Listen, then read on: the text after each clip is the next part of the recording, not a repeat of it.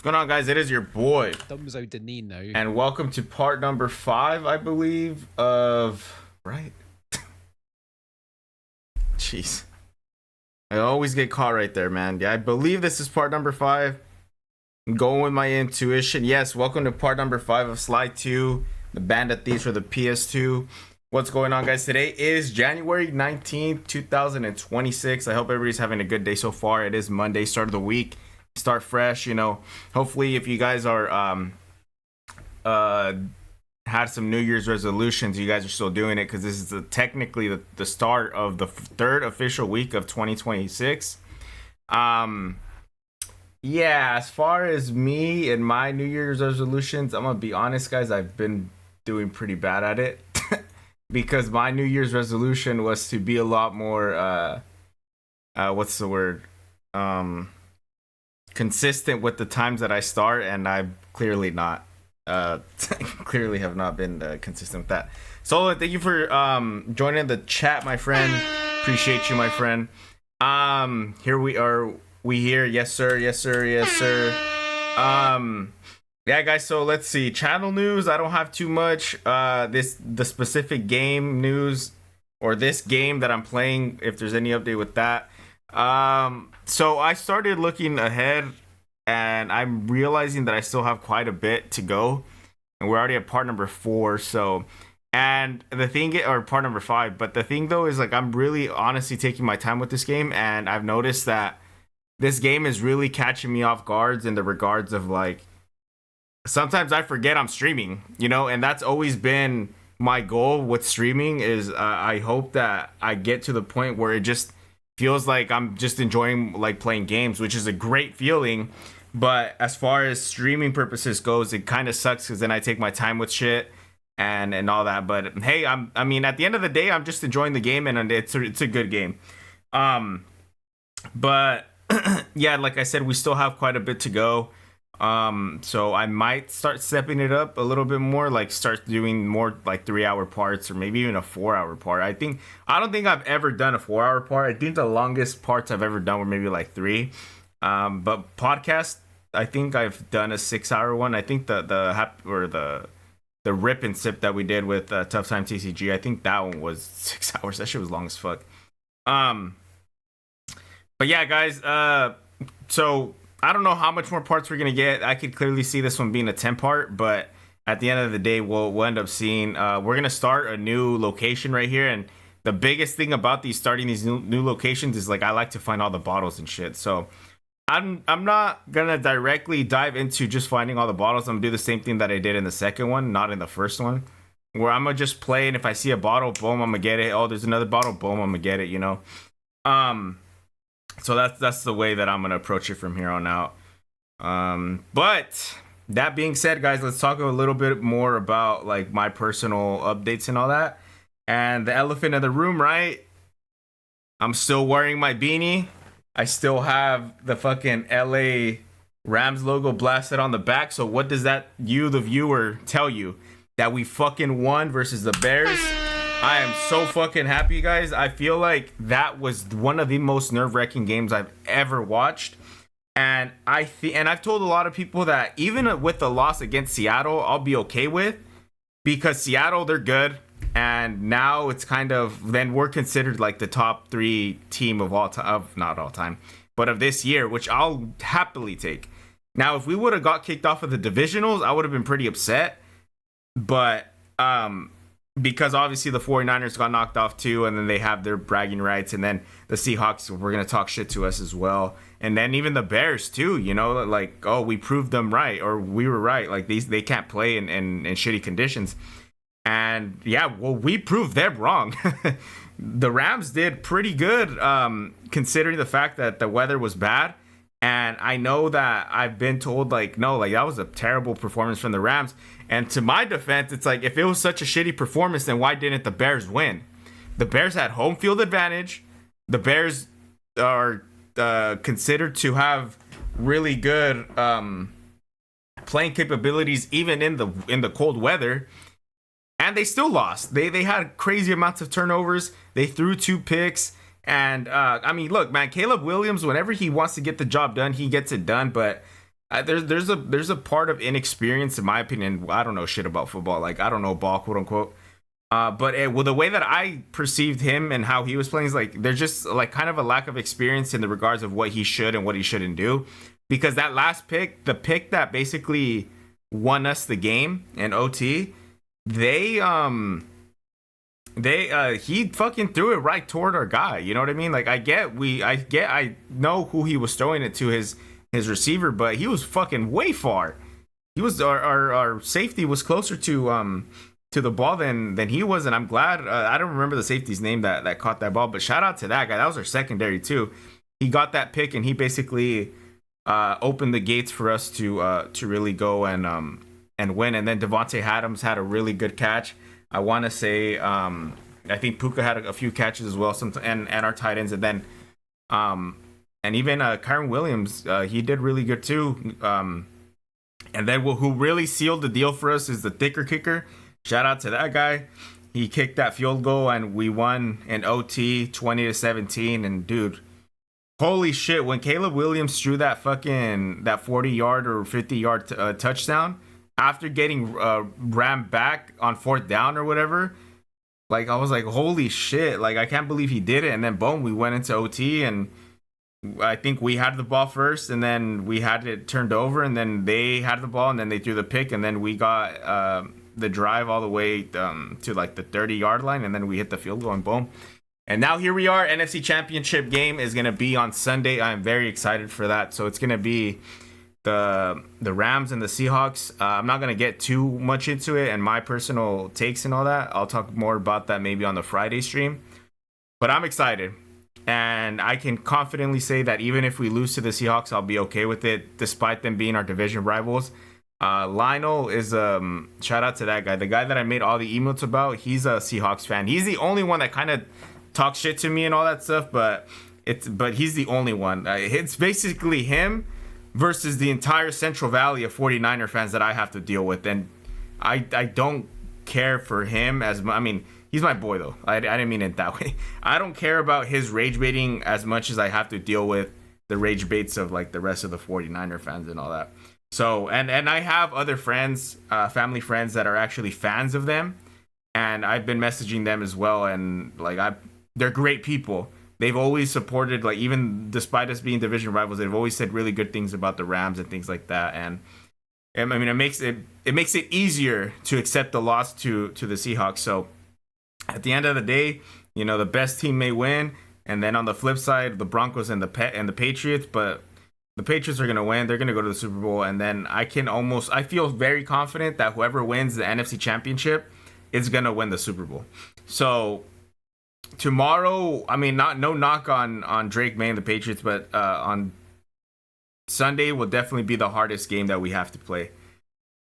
And then from there, we go to the Super Bowl, and hopefully we get that ring. That'd be nice. At that point, like, I'm all for it. I wouldn't necessarily care for a loss either, but I'll be rooting more for the win. Yeah, guys, that's basically what happened over the weekend. So it was fun. Glad it's over. Glad it's fucking over. So yeah, let's just enough of all that. Let's just get right into it. So this is part number 5 of Sly 2, the Band of Thieves for the PS2. Sorry, guys. Hold. Let's fucking go.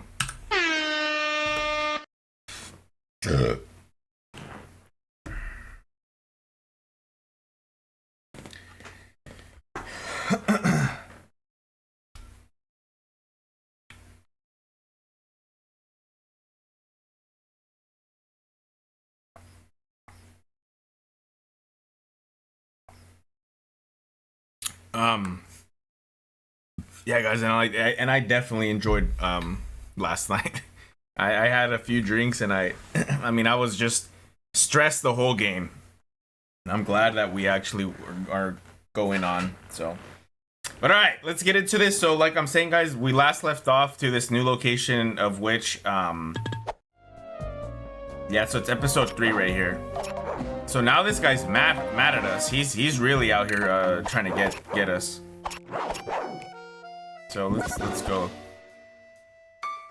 The Predator Awakens. You guys couldn't name it anything else. The Predator Awakens. What a weird fucking name.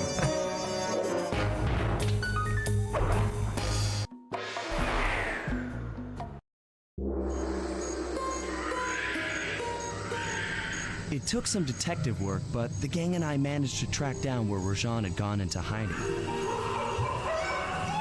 Somehow, he'd managed to transform a long-forgotten temple into the thriving center of his spice operation, and it's there where we'll find him. Drugs.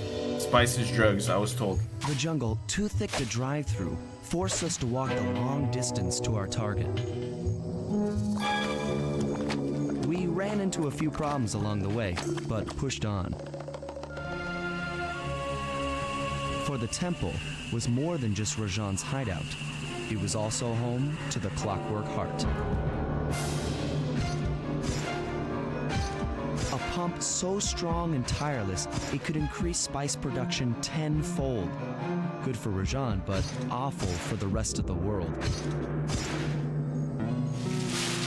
Hope he's not counting on that heart too much, because tonight, it comes home with me. I don't get why we're after all this shit. I think Sly just wants to prevent them from the Predator Awakens. Yeah, like I'm saying, I think Sly just wants to put a stop to that bird shit. So, all right, let's see what we can buy. Wait, we could sell that. Snooze bomb. Put enemies in the area to sleep. Juggernaut throw. I keep forgetting that he could pick shit up and throw. Thrown object 6. Oh my god. That's a good one to have. Stealth slide. Roll through the level silently. We'll just get the snooze bomb first.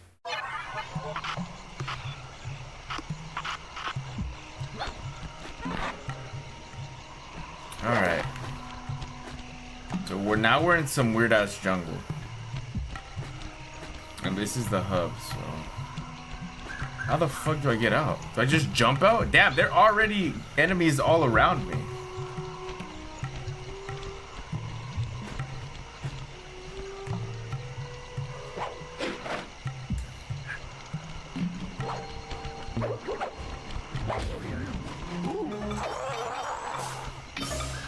Fuck, yeah, now they're all coming here.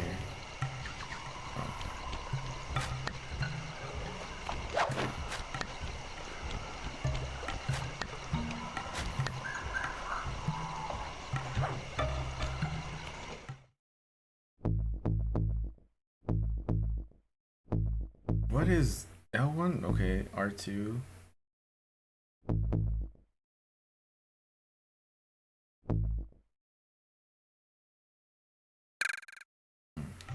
Yeah, I gotta keep in mind of all the stuff that I've gotten.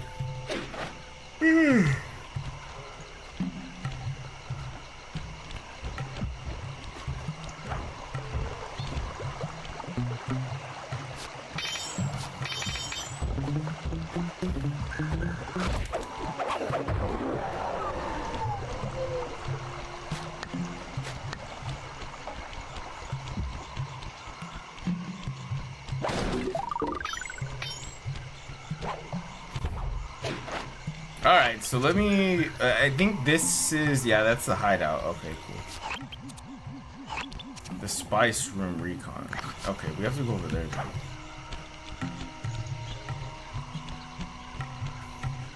Oh, there's a bottle. You see? As I see them, I'm gonna get them.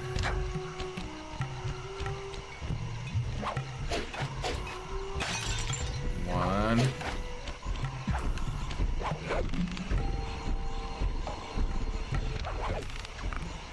What the fuck is up here? How in the fuck? Am I seeing this shit right, guys?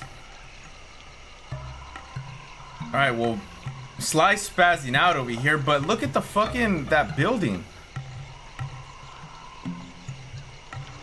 What in the law-defying physics is that shit? Fucking beats me.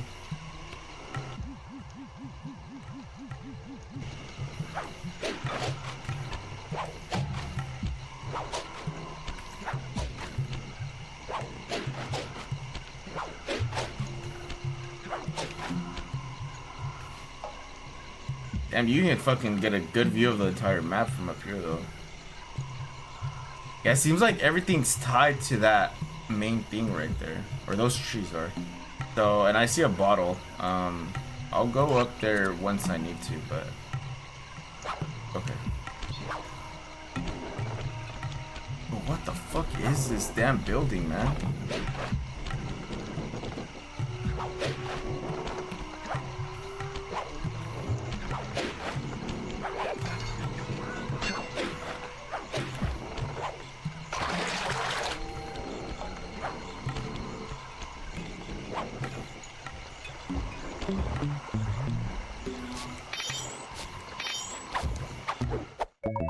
Gold medal. Yeah, that one's gonna be worth something.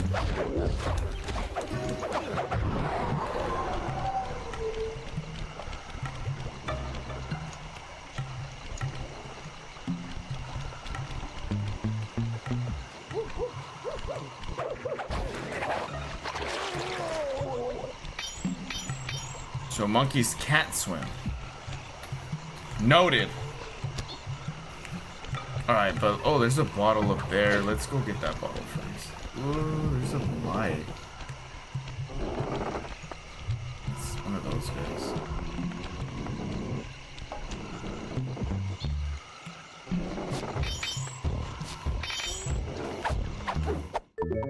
Silver ring. Okay,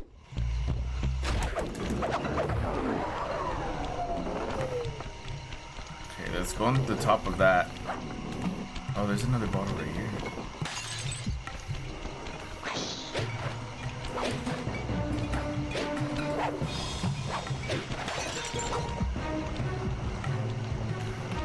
Oh, this guy's back? I thought I fucking killed him.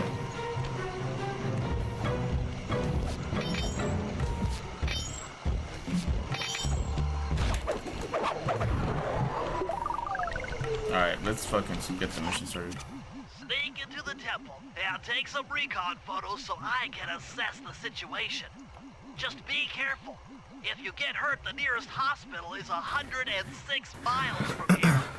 According to my map of the area, there should be a hidden passage into the temple behind that waterfall. Nice work, Bentley. I'll take a hidden passage over the front door any day.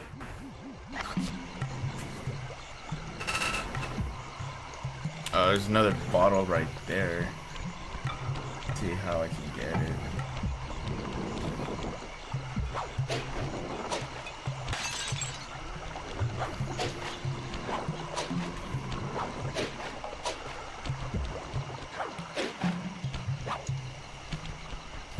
Okay, I didn't pay attention, so where the fuck am I supposed to go?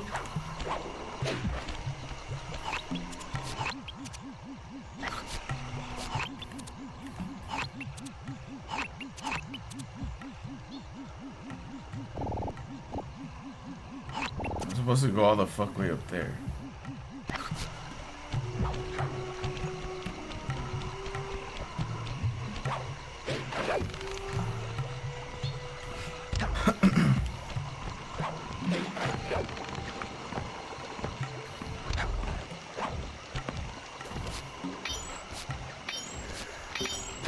Oh, there was still something in his fucking pocket. There's a bottle right there. Oh, there's a bottle over there as well. How the fuck?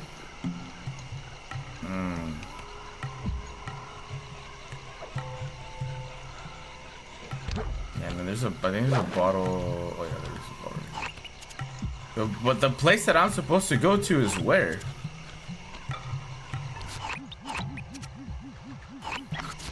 I got no fucking clue.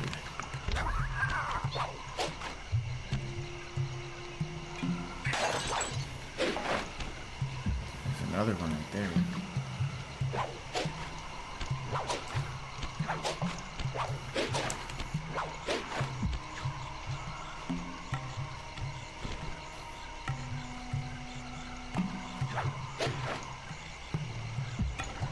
damn it.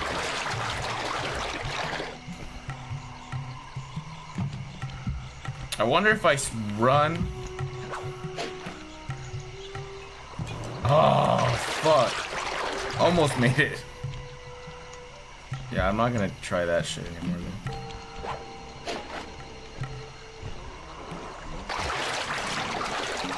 Bro, this guy has like absolutely no fucking hops.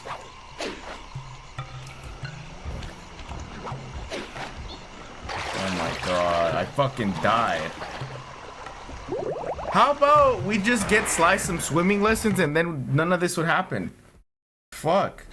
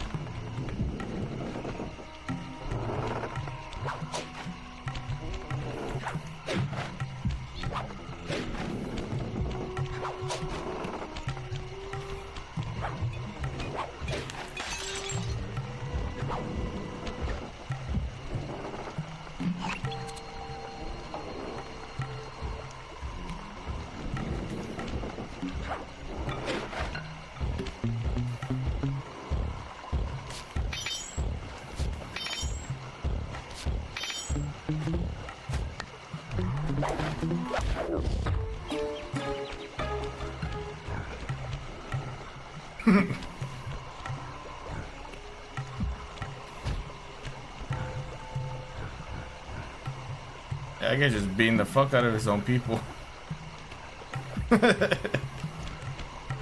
Alright.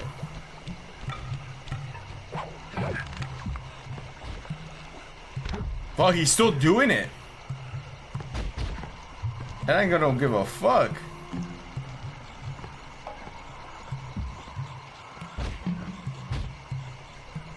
Look at him.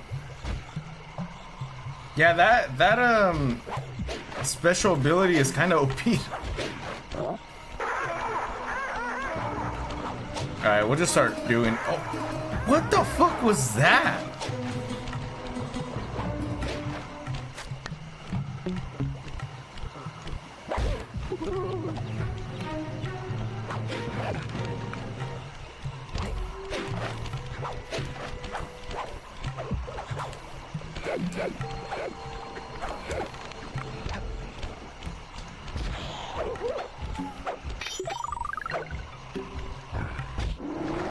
Oh my god. That guy's rudely just fucking torching the guys alive. That's fucked up. Hey, but as long as he's on my team, I ain't even tripping. Alright, let's continue.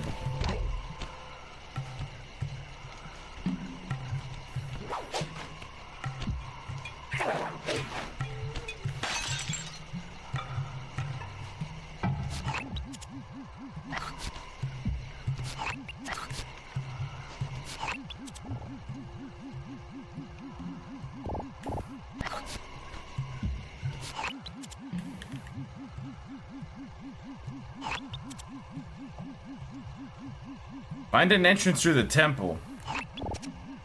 So I need to find it. What a fucked up mission.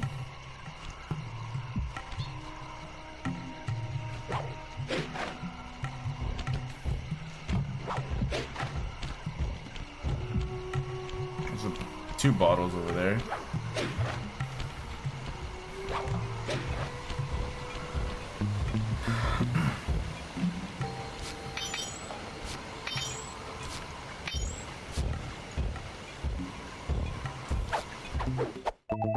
Gold pen.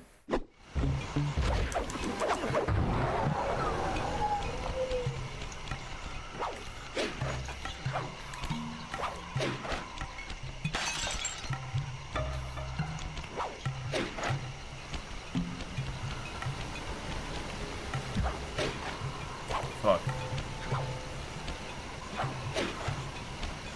How the fuck am I gonna get up there? See, guys, now you know why these fucking parts, or why it's taking me so long to get to where I'm at.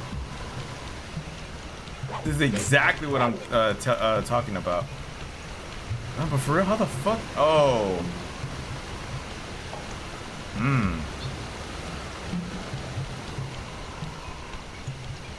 Yeah, I don't know how the fuck I'm gonna get into this temple. Where is... Oh. Okay.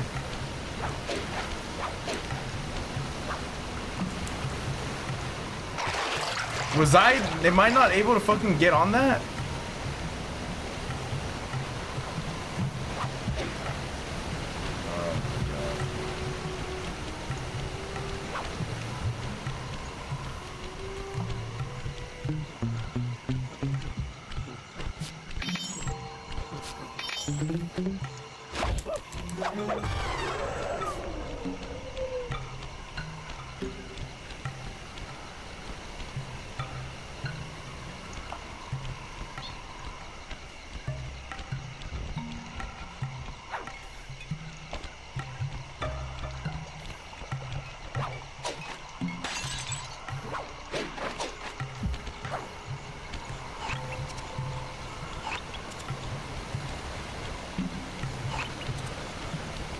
Hey, see, it's over there.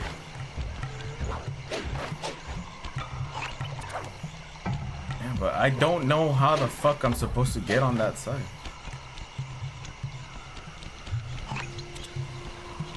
Oh, it's through the waters, huh?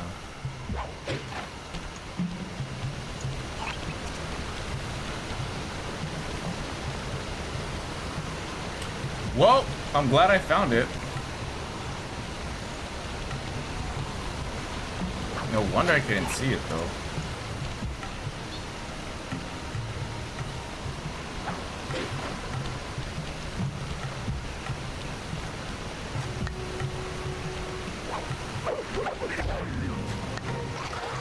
Oh my god, I fucking killed him.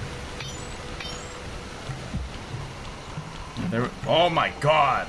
See, I should have just paid attention. It was literally a fucking walkway on the side. Whatever.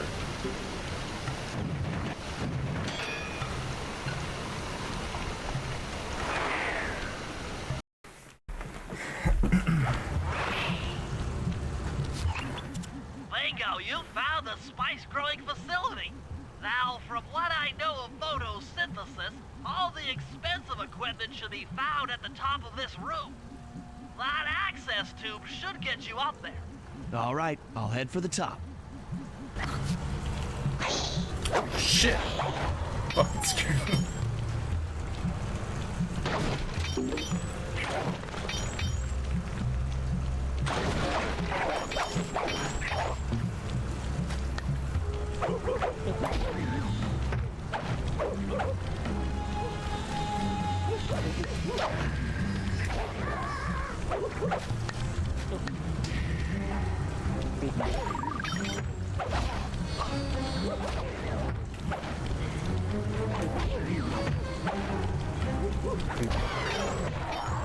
So he fucking drinks alcohol first, or some sort of fluid,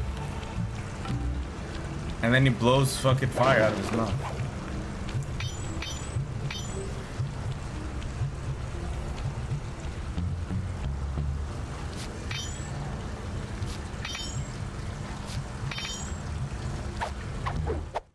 Bronze ring.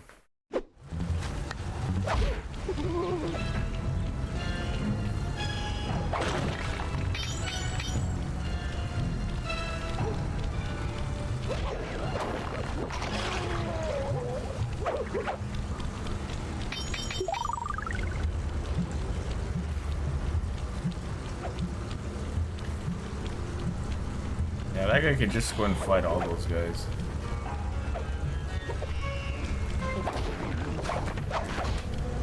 I forget, dude. I can't get super close to them. Oh my god.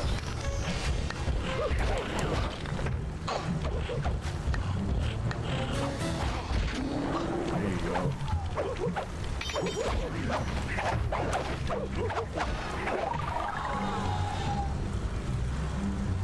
What's down there, though?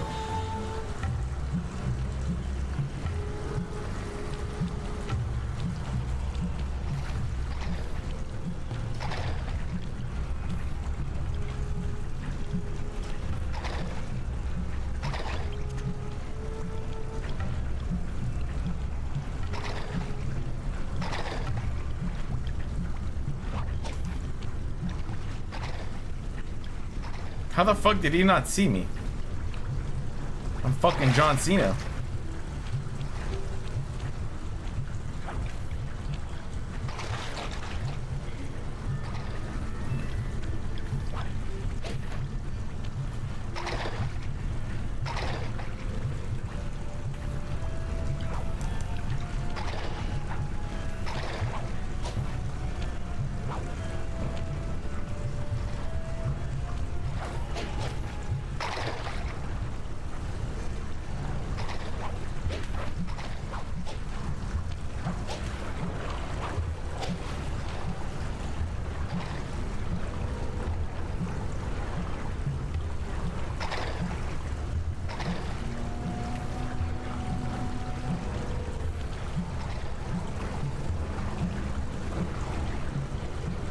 What's the point of this thing right here? Oh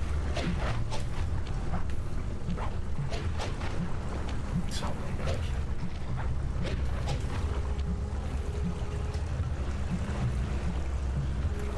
Fucking leads me nowhere, even that other side.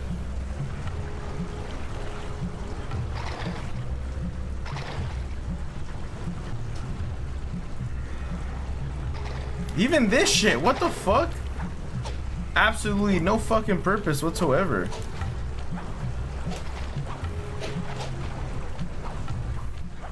Looks like I'm gonna have to fucking start from the beginning.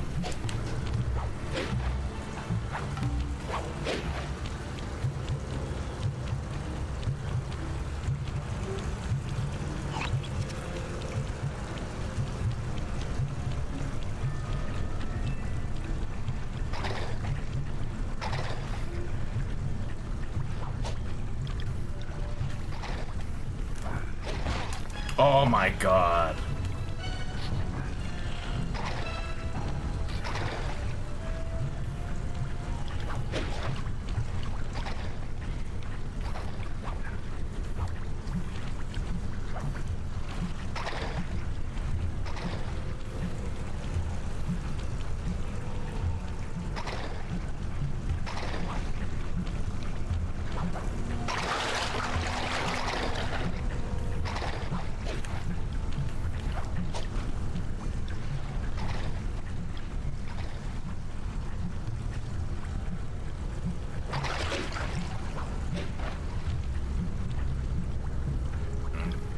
Yeah, and then up here there's well, I haven't explored this side.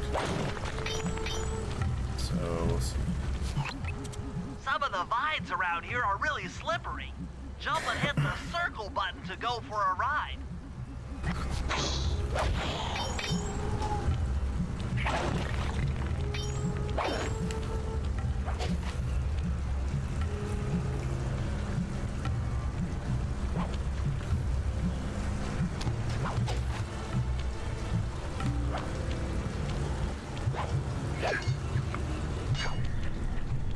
Here we go. Time for a few recon photos. Oh, there's a guy.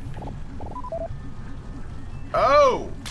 Looks like half of the heart is being used to super irrigate the spice plants.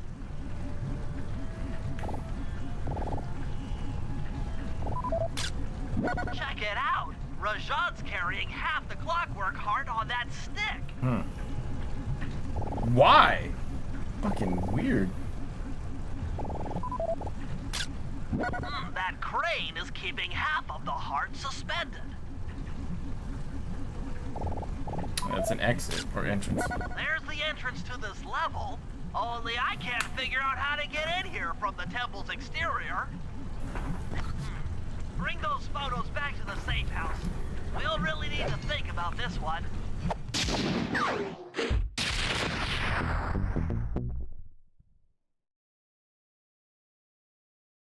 Okay, so we have to go back. The clockwork heart is under some steep security.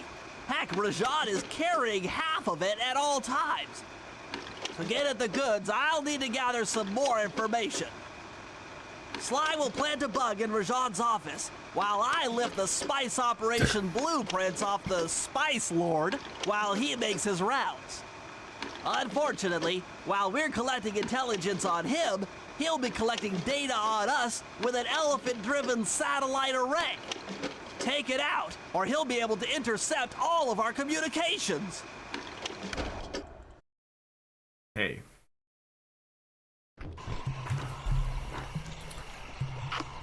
So now I play as Murray. Fuck, dude, that Juggernaut throw is would be so useful.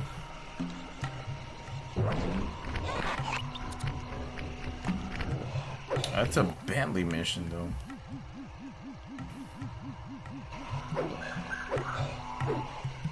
Oh, I don't need Murray yet. What the fuck? Let's continue to work with Sly.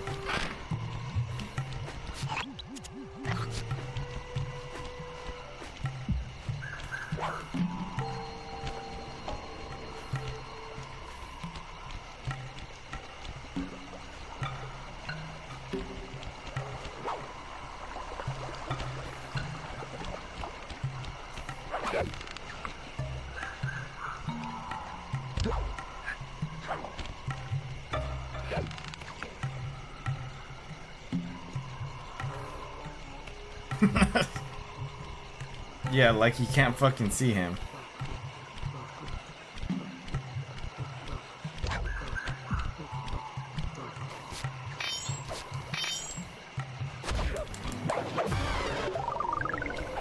He heard that.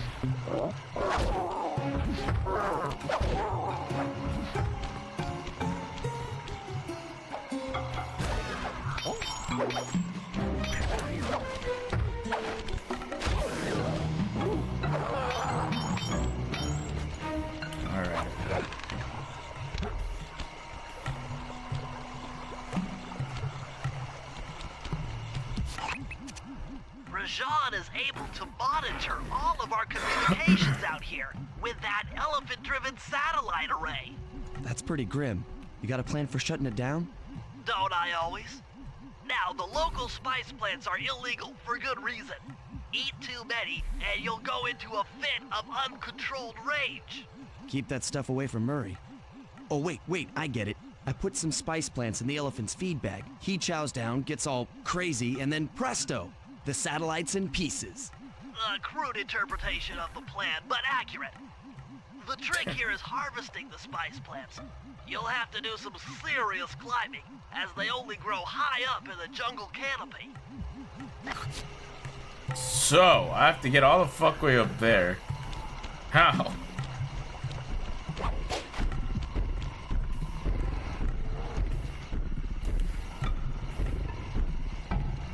I'm pretty sure that tree over there.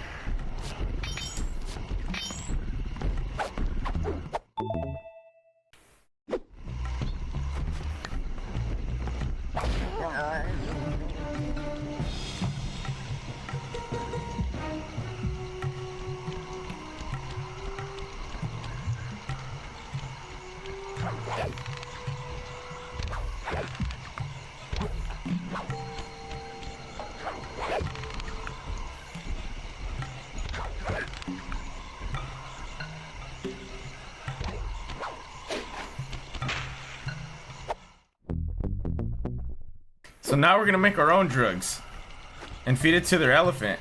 Isn't that just as bad? Okay, so okay, so I have to get 6. Damn, they're all over the fucking map.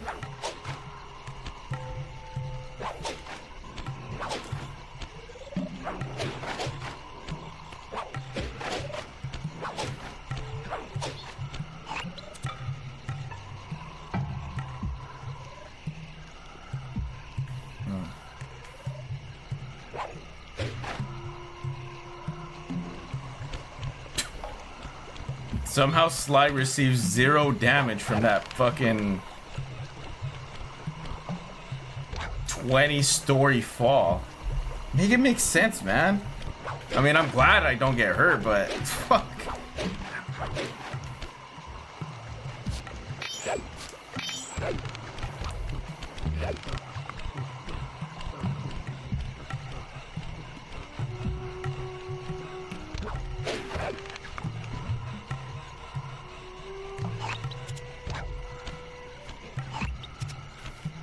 there's some right there.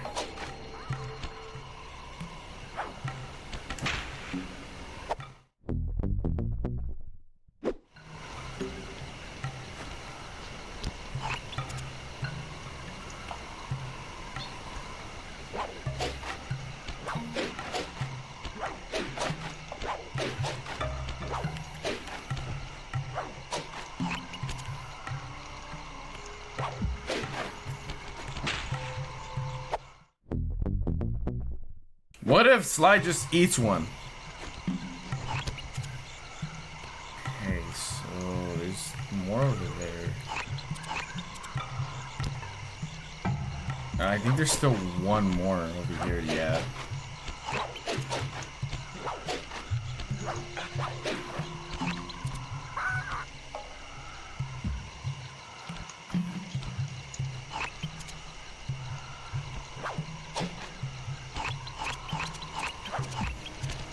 See, there's one up there.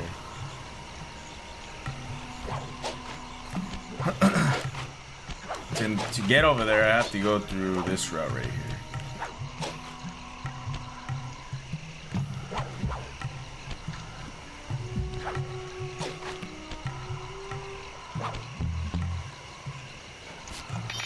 How stupid do you have to be to not see somebody fucking walking up to you and stealing all your shit? And then killing you behind you. Jeez. Alright, bottle, I'll take that. And here's another dumbass stuff.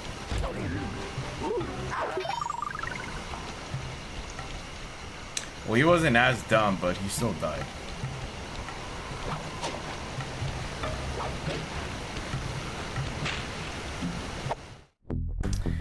Okay, so what, that's 3 of them?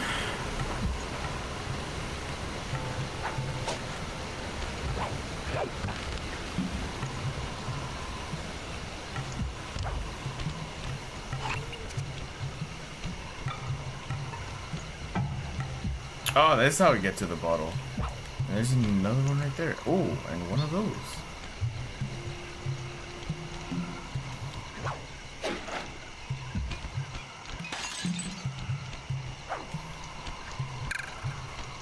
Oh my gosh. So I'm in the middle of a mission and I can't do that.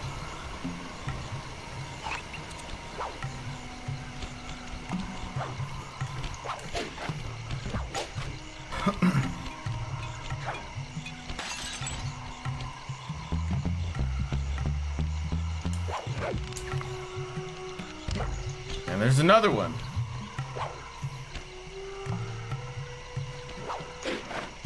Okay, how the fuck do I can't get up there?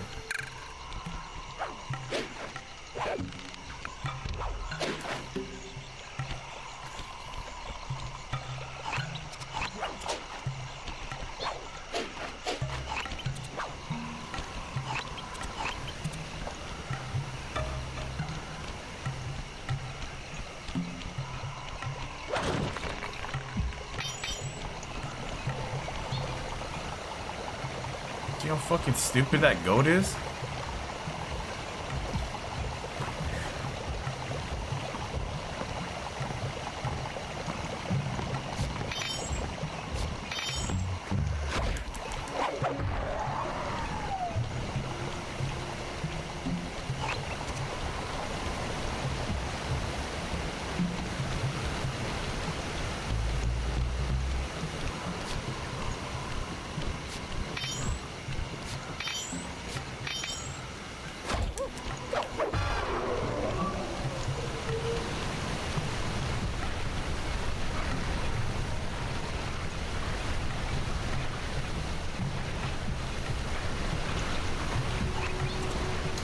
Where's the... They're still both all the fuck way over there.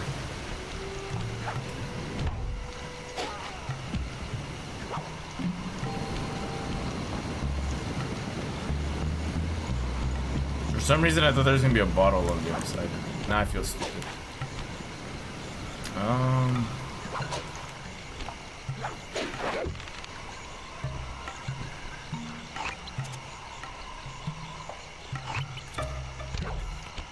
What's the point of coming up here? Oh.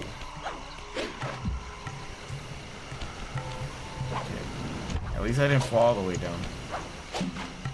Oh, there's a bottle right there.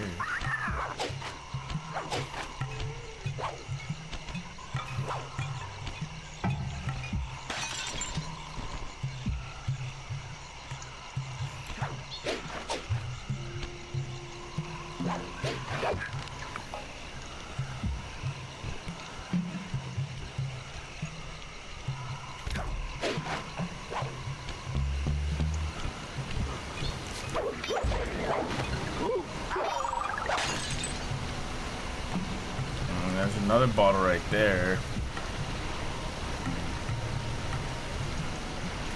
I don't think if I were to jump, I'd make it.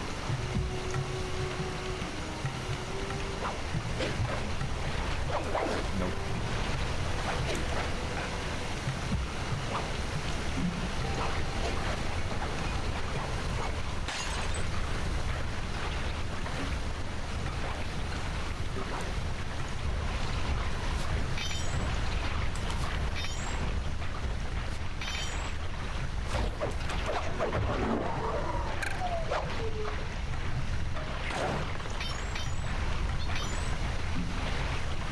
Dude, look at that fucking dumbass monkey that's up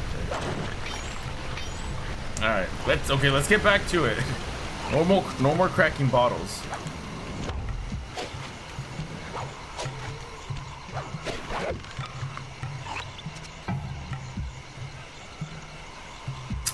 Yeah, but to get to that one, how the fuck are you gonna do it?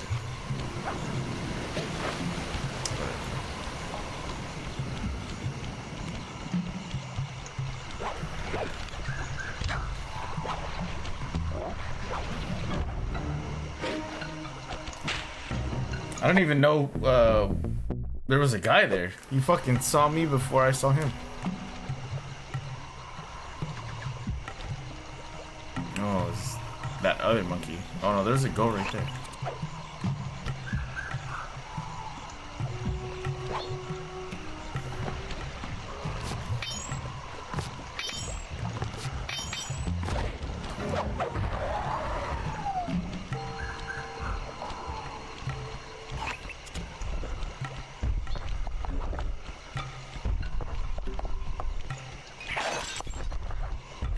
$13 bottles away. Fuck already. Oh, there's another one up there. At least they don't make them super hard to find these bottles. Like, it's completely doable.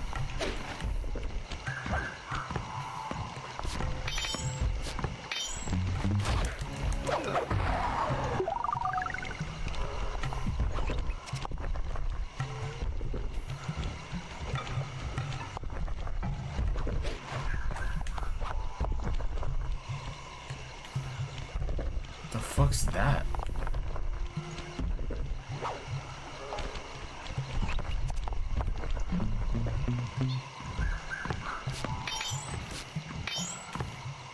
Dude.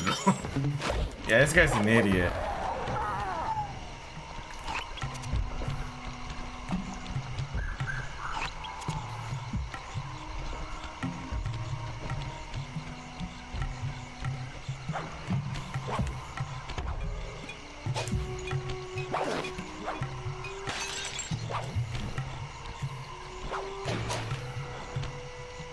Dude.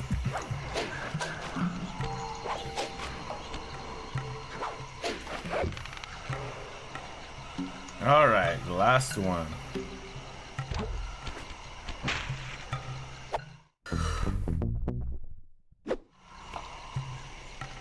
Sly, now take all the spice plants you've collected to the elephant's feed basket. And tell the fucker over there. Alright.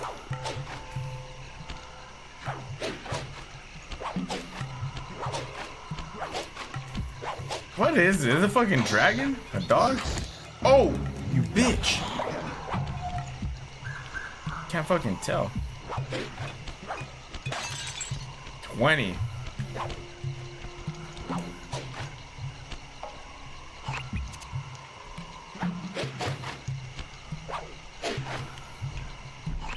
Fuck. Could have gone really wrong. Sayonara, satellite array.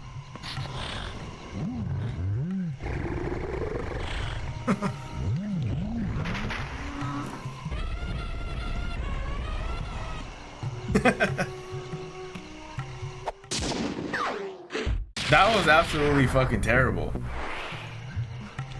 We just drugged a fucking elephant.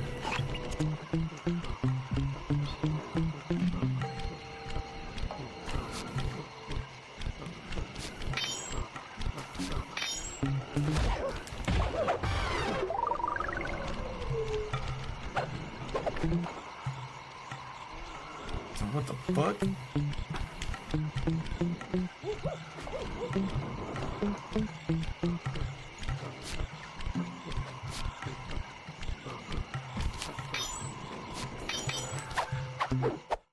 Bronze ring. Alright, where else am I supposed to go? Is that the only one? No, see, I knew there was another one. Water bug. I think that's what it said.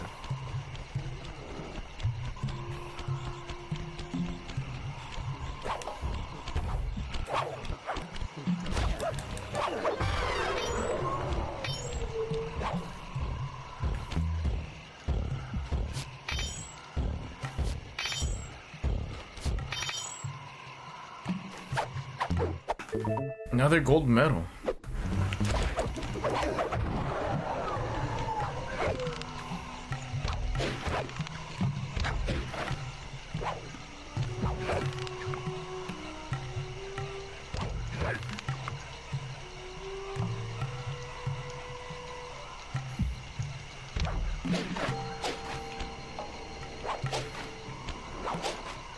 See, now that I have to go over here, there's a bunch of fucking people. What is that? Is that a fucking bug?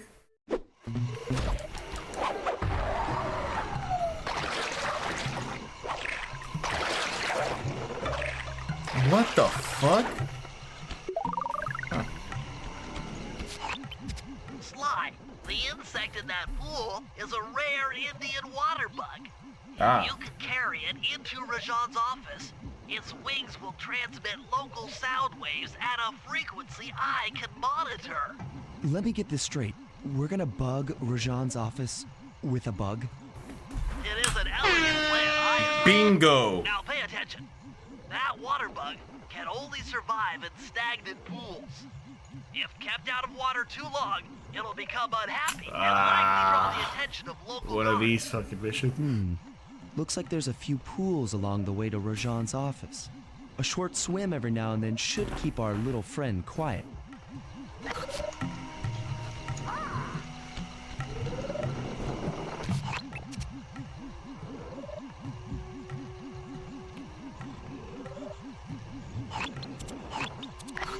Yeah, I have a feeling I'm gonna end up fucking up pretty bad a few times.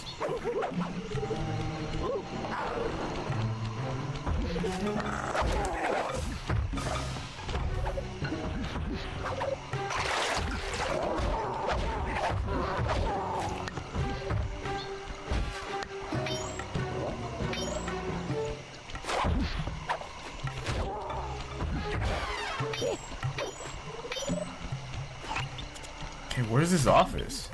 What's over there?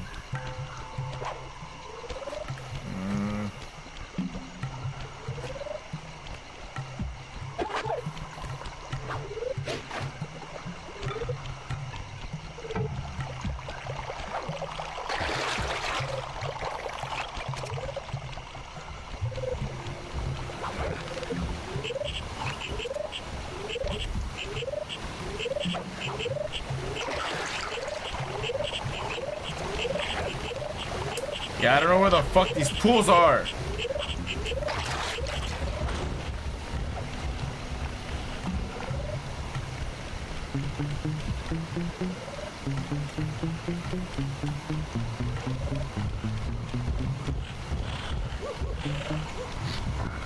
Damn! He brought everybody here.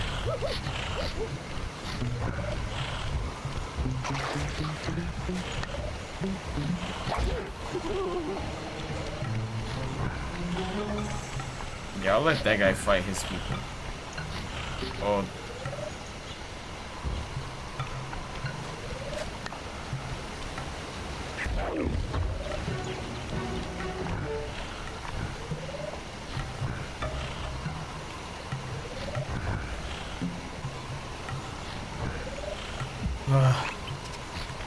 Alright, enough of this lollygagging. Let's see where. Oh, damn, those guys are going at it. Where's his office? Oh, it's over there. Okay. But we're not too far at all.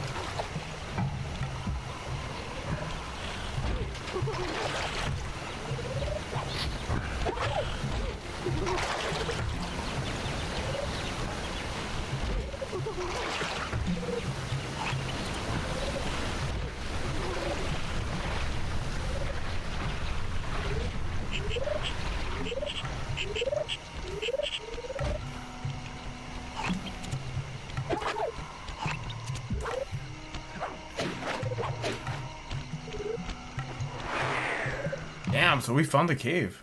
Yo, Demon! Thank you for joining the chat, my friend. Surprised you're here this late.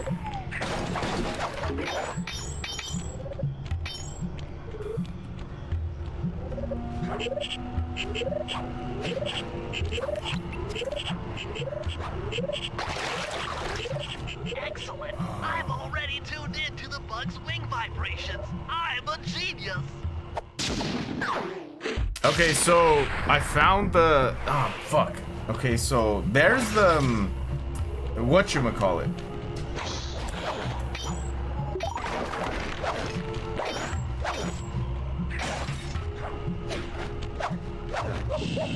Fuck. The safe.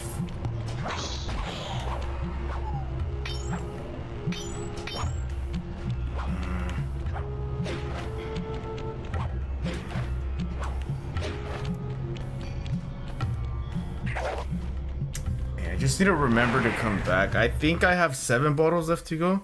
See, that's what I don't like. I wish I would have had all the bottles collected prior. So don't forget where this place is. Yeah, I'm gonna have to start hunting down these fucking bottles. 10 bottles, dude.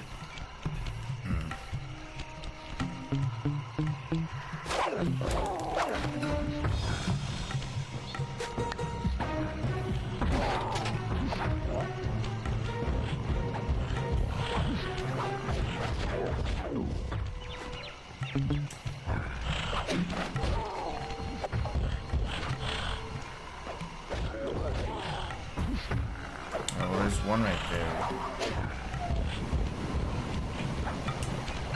You stupid fuck, man.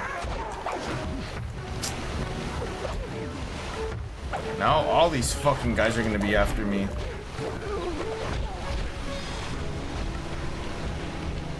Yeah, but it's not too bad. I've been watching you and 2 other streamers at the same time.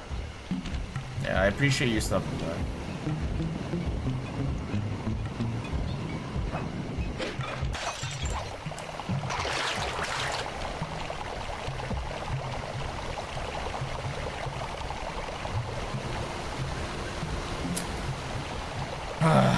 Alright, so I'm gonna have to do something that I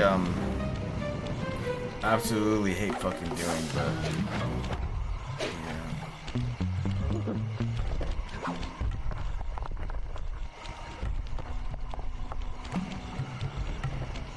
yeah. I need to get back there.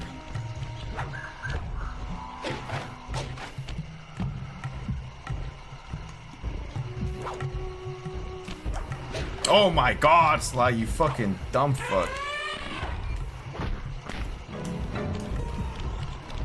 I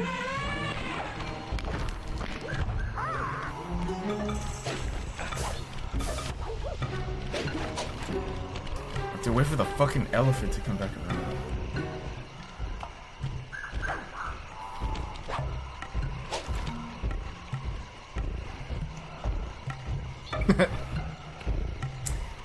One of them was playing Genshin Impact and the other KH2.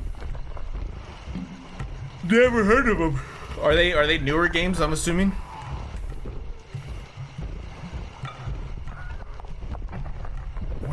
fuck is this stupid elephant taking me?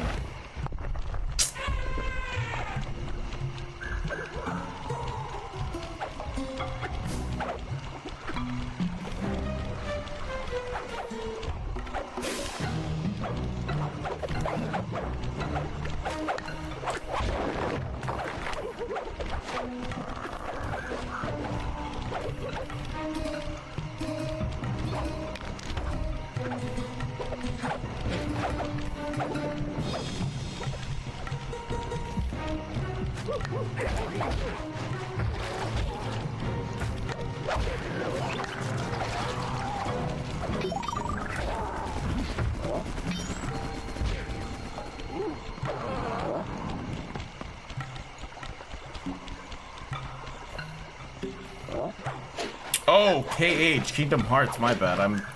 I didn't realize the acronym that you had noted.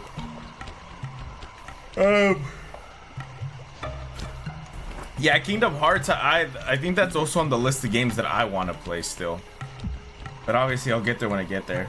Genshin Impact is free and has been around for 6 years now, question mark, but the story is not finished. Yeah, I've honestly never heard of that game. A lot of the newer games, I'm gonna be honest, I'm not super familiar with.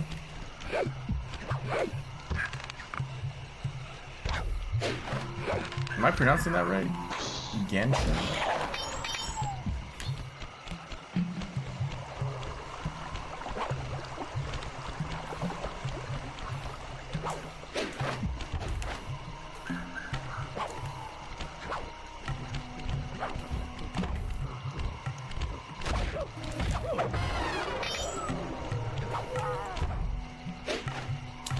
Alright, so this is the part that I'm saying that I didn't want to fucking do, but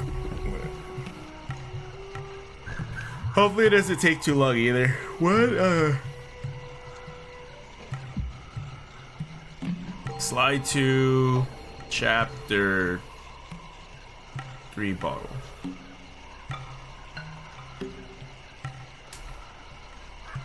Genshin community is crazy. They did an event somewhere in the east. Somewhere east for it in McDonald's or Burger King, and people started stealing the cardboard cutouts. At a McDonald's and a Burger King?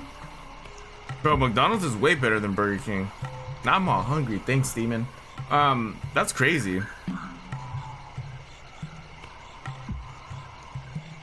Alright, so this might take some time, so hopefully it's not.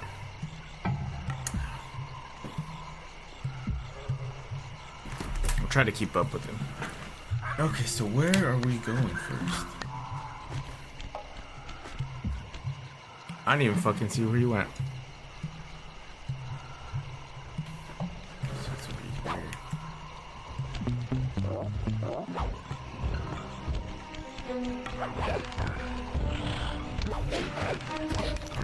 Oh my god, I'm already fucking up.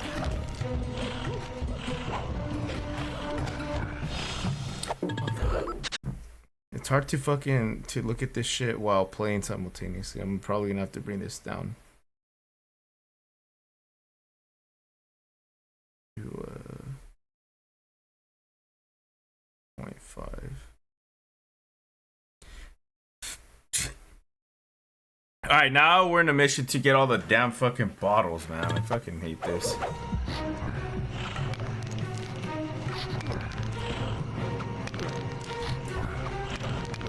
I mean, it seems like I'm immune up here.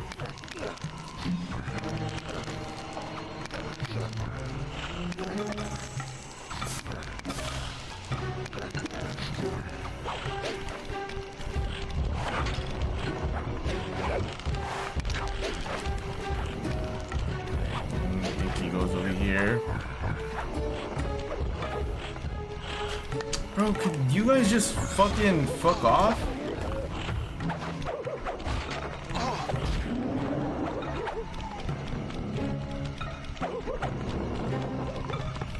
Dude, there's so many of them.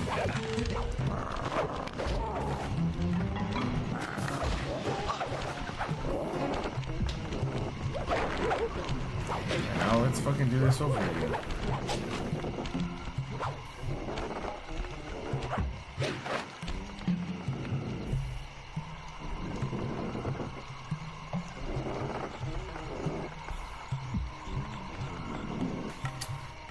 Oh wait, my bad. It was a KFC.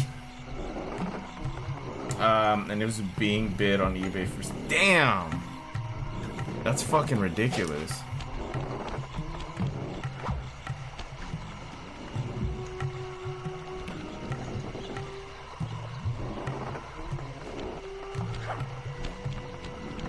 Okay, I don't need to see this fucking guy get that shit. That's too slow. Oh my god.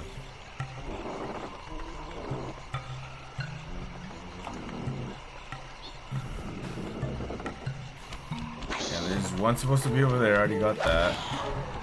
And there's one on that truck, I got that one.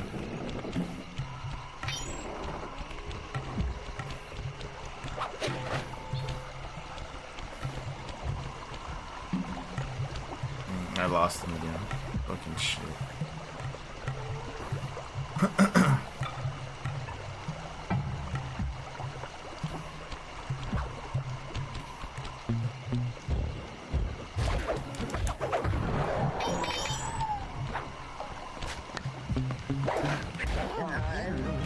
So there's a bottle right there. Yeah, this is the one that he gets.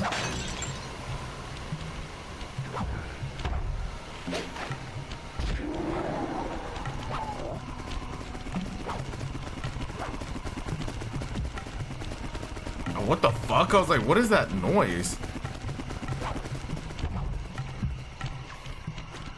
Yeah, I'm lost again.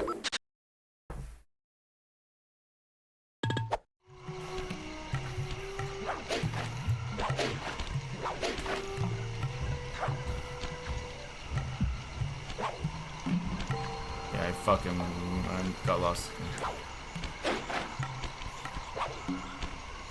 Then he goes up here.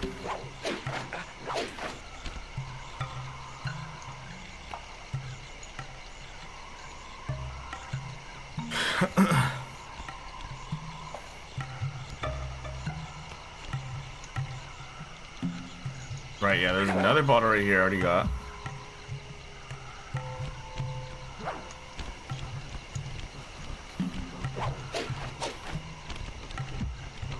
There's another one right here that I already got.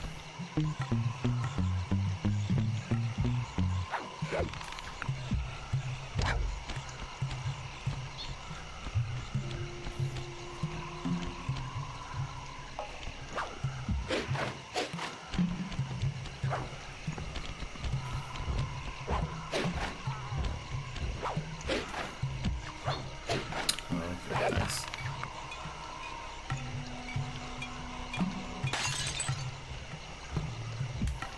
I think he jumps down after that. So now I got 7 left.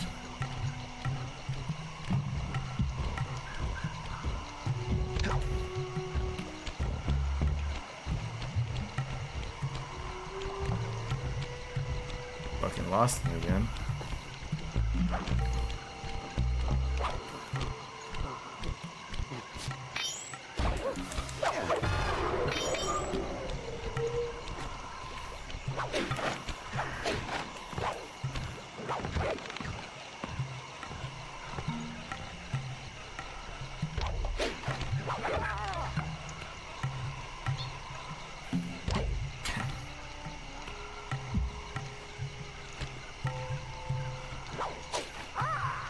Oh, there's one right there. I fucking missed that one. Oh, wow.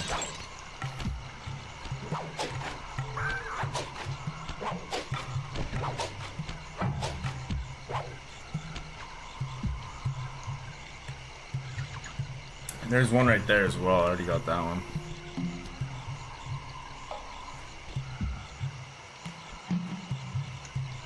And then I got that one. Okay.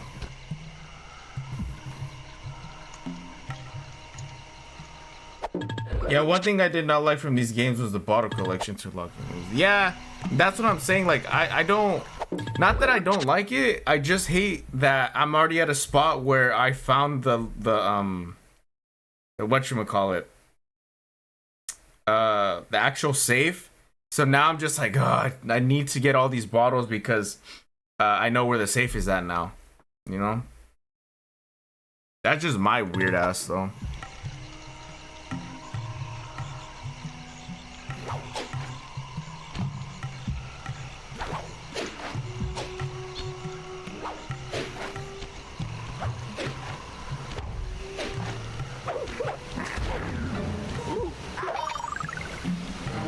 I miss one? There's a bottle on top of that mushroom, which I already got.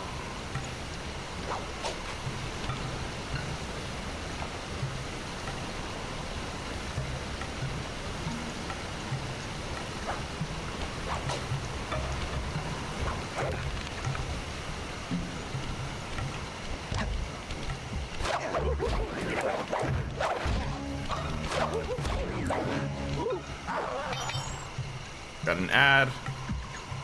Okay.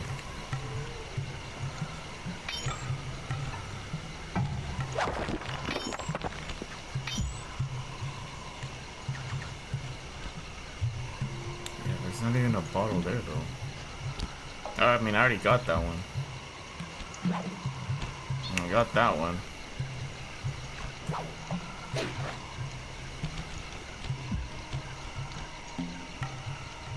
Yeah, I'm lost.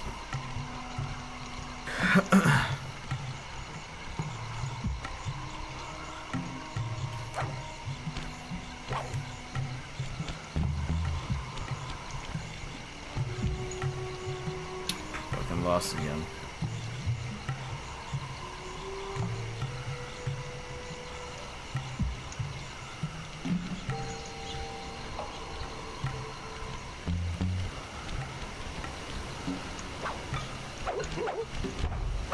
God, dude.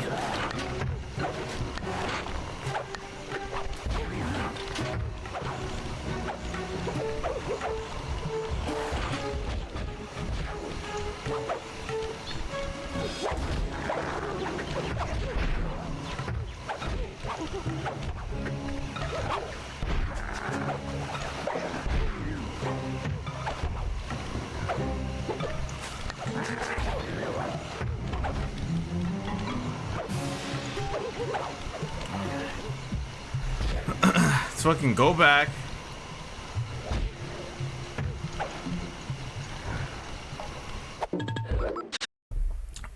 By the way, I've been meaning to ask, but when did you start getting into football and boxing? It's is it a family thing? No. Football, I've always been into since I was a kid. I actually used to really or I was a Cowboys fan whenever I was in elementary school. I think that year the Cowboys had gone number one NFC seed. This was like 2006 or 7. I forgot which year it was. I think it was one of those years, and they went 13-3. Then that same year was the year that the Patriots were undefeated. And then the Giants went on to beat the undefeated Patriots at the very end. Yeah, that year was the year that I got into it. I mean, all of my friends at school were playing football. And then I had played Madden. And that's when I picked up Madden, that's when I started really getting into it because I learned how to play it. And I'm like, oh, this is a cool sport. Boxing within itself, so I've said this story a few times. I even said it on Happy Hour Hangouts, but the very first boxing match that I've ever watched was live was De La Hoya versus Mayweather. And this was basically the transition from like Pretty Boy Floyd to Money Mayweather. And this is the story. This is the story that I've been telling everybody. I don't remember if I ever told you. But so one time my dad, just out of nowhere, he comes into my room. He's like, hey, we're gonna go watch a fight on Saturday. And I'm like, we're gonna watch a fight? And he's like, yeah, we're gonna watch a fight. I'm like, where? And he's like, oh, we're gonna go to your cousin so and so, and they're gonna have a fight at their house. I'm like, what? You know, me as a kid, I thought they were like gonna fight, like there's gonna be a fight. He's like, yeah. He's like, we're gonna go. And I was like, what the fuck? I was like, okay. And I didn't question it too much, but from that day that he told me up until that Saturday, I had this notion in my head, and I didn't tell anybody at school because I was fucking scared shitless, but I had this idea that my cousin was gonna fight somebody at his own house. I'm like, why the fuck would he do that? Isn't that illegal? Why am I going? I'm a kid. But I didn't Wait a sec. But I didn't tell like my dad, no, like I didn't question him. You know, I just said whatever, fuck it, let's go. And I kid you not, up until that Saturday, I was in my room like shadow boxing and like mentally preparing for this fight, because I also thought that there might be some kids there that I need to fight. I'm like, fuck this, like I'm not gonna get my ass beat. So we go, and I'm fucking shitting bricks. I was just really quiet in the car ride the entire way. And then I saw there's a bunch of cars outside. I was like, fuck, bro, like, this is really gonna go down. And then we go inside, and everybody's like, hey, you know, so and so's here, yada yada yada. And I'm looking around, and I look at the TV, and it's the prelims going on. And in my mind, I was like, why the fuck didn't you tell me we were gonna go watch a boxing fight? And after that, well, I didn't tell my dad anything. I didn't even tell my cousins. But like super recently, I actually spoke to that cousin of mine, and I explained to them that story, and they fucking laugh at it now too. And I told my dad, I talked to my dad about it now, and they just think it's hilarious. But yeah, that's the first time that I've ever watched a boxing fight, like a live pay-per-view. And then after that is whenever Canelo started getting big, and all those people. And then my cousins would always have the Mayweather Canelo fight, and we would always go and watch them and do the watch parties and shit like that. So growing up, it was around me. And then like after I graduated from college, during COVID, there was nothing really to watch. So I started really watching UFC, and I started getting into all of that. And UFC is my number one though. Boxing, I know a thing or two, but UFC is my number one. And then like there was nothing to watch, right? So I started watching UFC, and then I got really into UFC. I said, fuck it, like I'm gonna start doing my own like watch party. So since like 2020, 2021 up until now, I've consistently hosted like big boxing events or big or every single UFC event I'm pretty good at.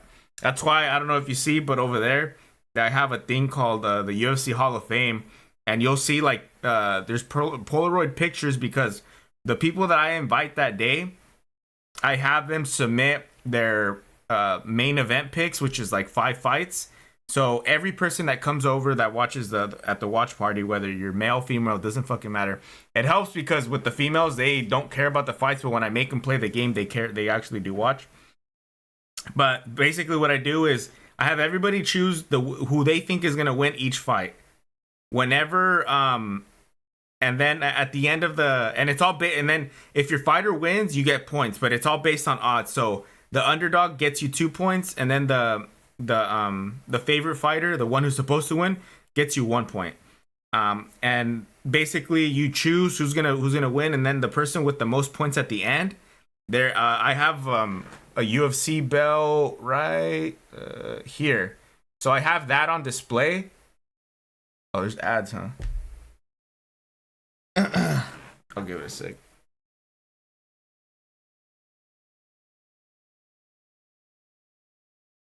I fucking have like some skin on my fucking nail, or like those like side skins and shit.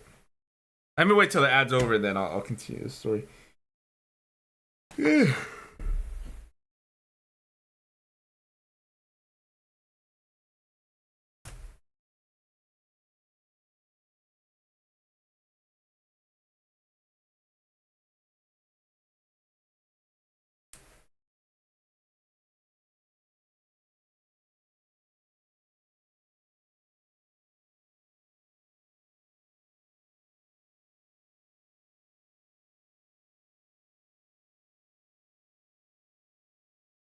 God, dude, fucking hella ads.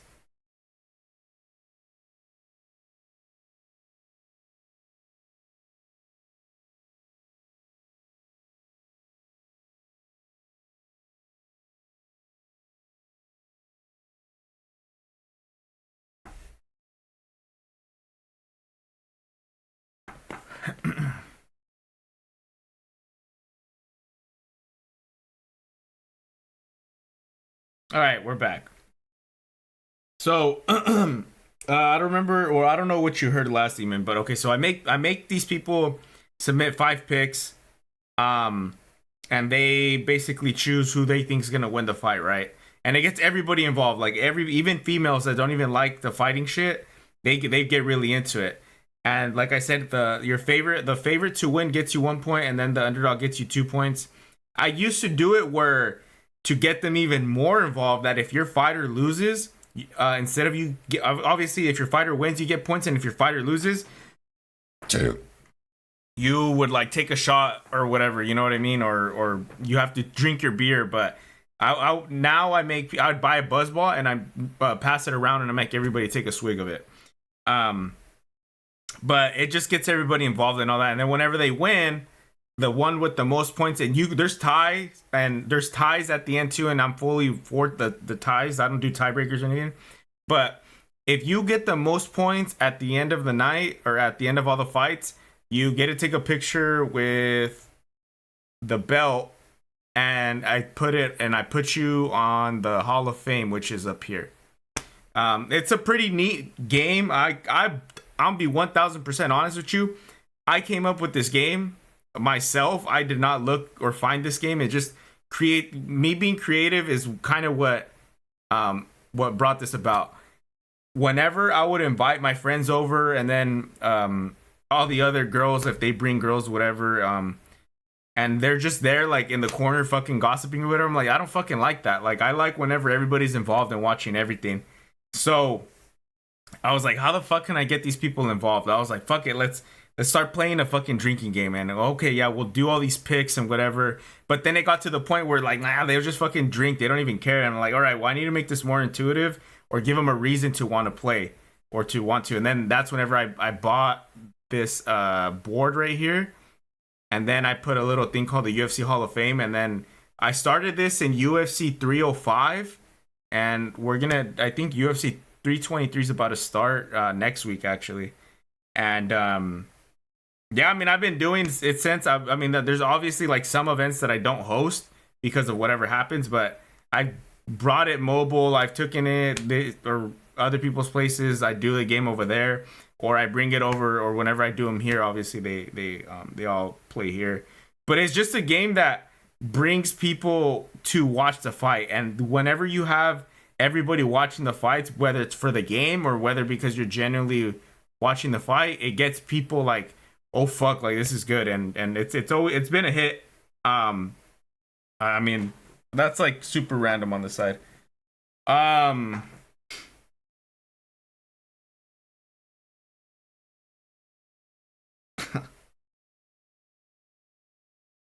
Yeah, it's just fun. It just makes for a fun time. All right, let's get back to these fucking finding these bottles.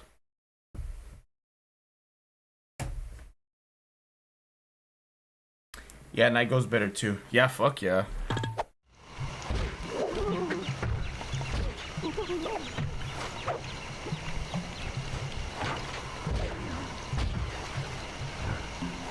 Oh, motherfucker, he's still on me?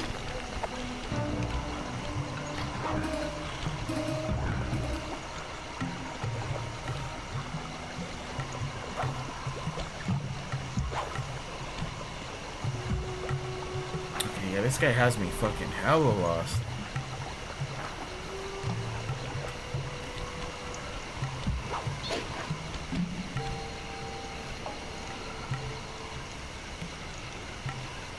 Yeah, it's gonna be a fucking long part of nothingness, guys. I'm sorry.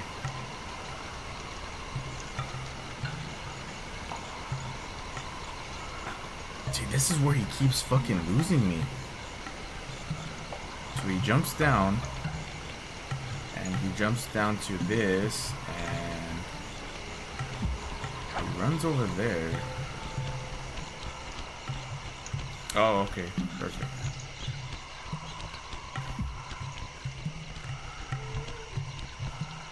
Oh.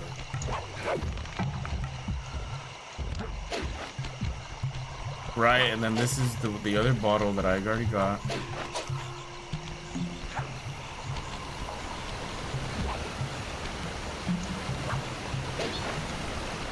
One bottle.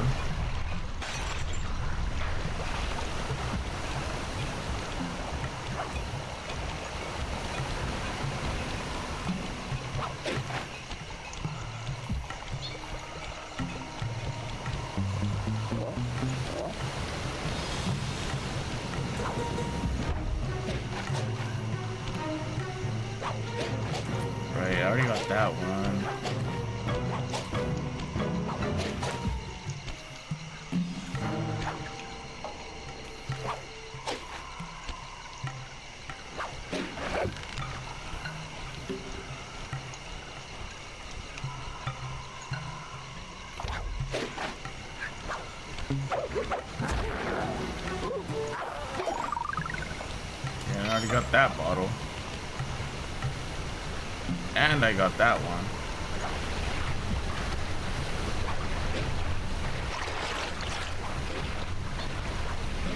Why the fuck was he going that way?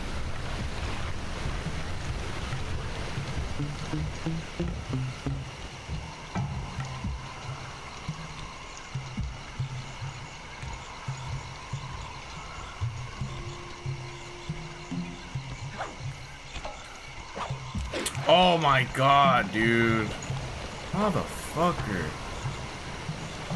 Alright, I gotta pause it right there. I keep forgetting that if you want to do those side crawls, like, you need to hold the action button. But there's another bottle right there. I don't know if that's the last one. I fucking doubt it though.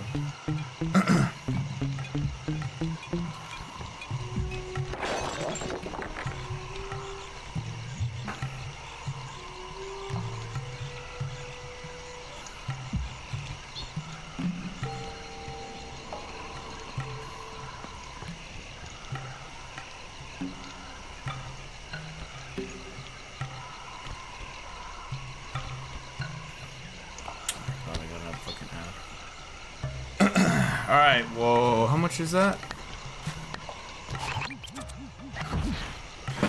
4 more.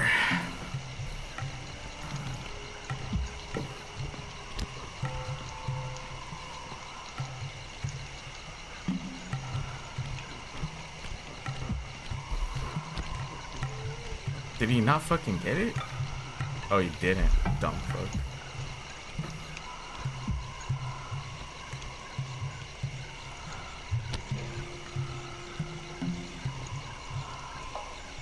I'll read your chat right now. I'm really trying to focus on not losing myself again.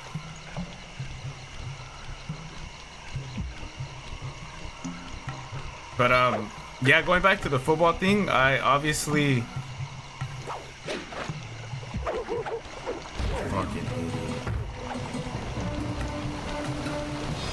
Oh, I think he's trying to get that shit over again.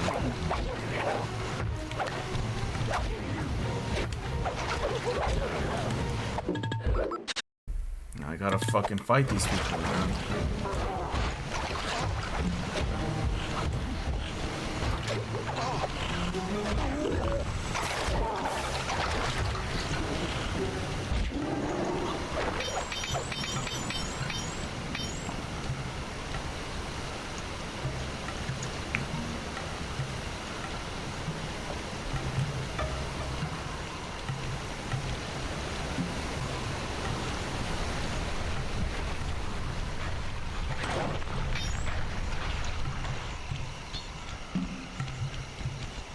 Right, and then I already got that bottle. Okay, hold up. Let me read your chat. Playing these games have taught me that stealth is not my strong suit. I would mess up too many times. I like stealth games, I just don't know if it's my strong suit either. Yeah, so I already got that bottle.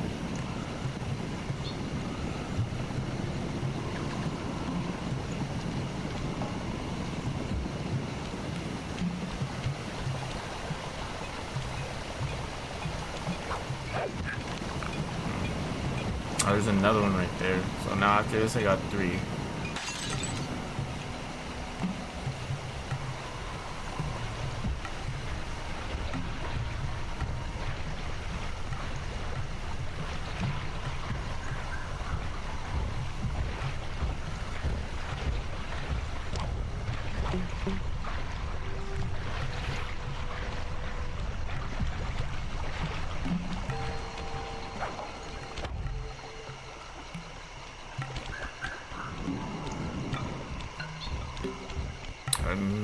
Okay, so I gather that now.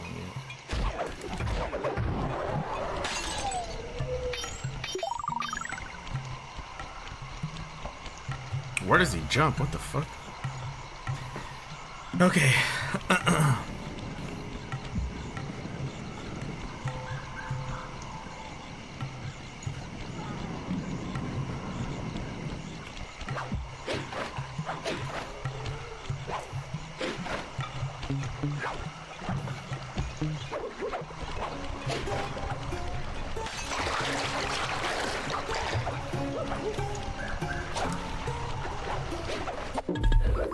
fucking lost me again.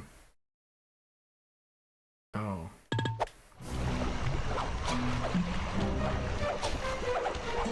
Oh, there's the last one?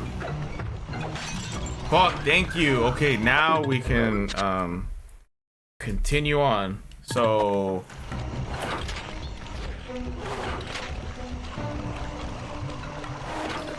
now we gotta go back to that palace.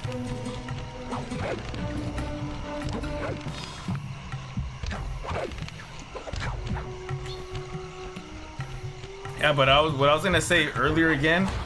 Oh my god, dude. I got fucking bamboozled pretty hard there. Again.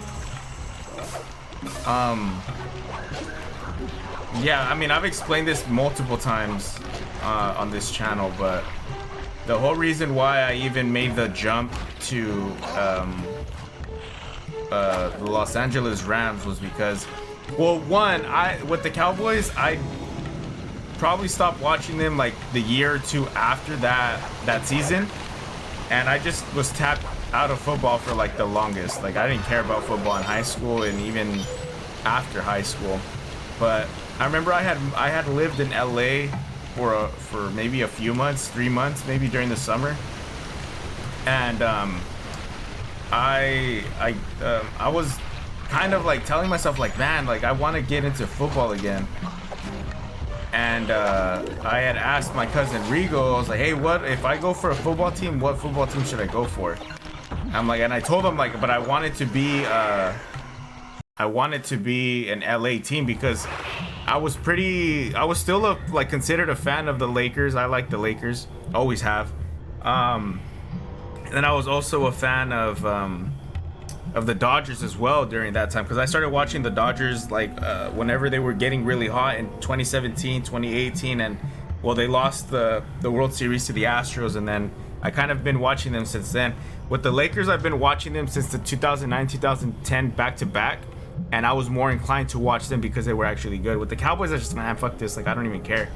But so 2019 rolls around, I go to live in over there in the summer in LA, and I was like, fuck, well, I want to be an LA football fan as well. And now that LA has two teams, like, which one should I choose? And I asked my cousin, he's like, I'll go with the Rams. And the crazy part is, I didn't even realize it, but that Super Bowl, when I went for them, was the Super Bowl that they played against the Patriots and lost. So, I mean, people can call me a bandwagon for that. I don't fucking care. Like, at the end of the day, the sole reason I chose the Rams was because they were in LA. And now, I mean, if I want to go to a Dodger game, it's 2.5 hours south. If I want to go to a Laker game, 2.5 hours south. If I want to go to see the Rams play at their home, 2.5 hours south. Like, that's why I like the teams that I like, and I chose the teams that I chose because I could go and watch them like any given time I want to. Now, I have friends that go for the Patriots, that go for the Seahawks and all that stuff, and those guys, like, they rarely have opportunities to go and watch them in person. And I was like, I don't know if I ever would want to go for a team that isn't close to me, you know what I mean? So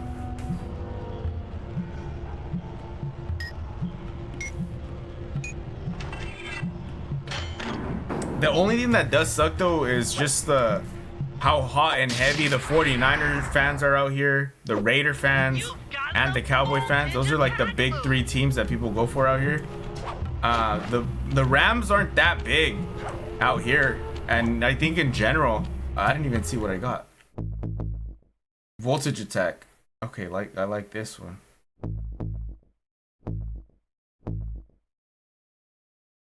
Yeah, I don't need that fucking sidestep bullshit.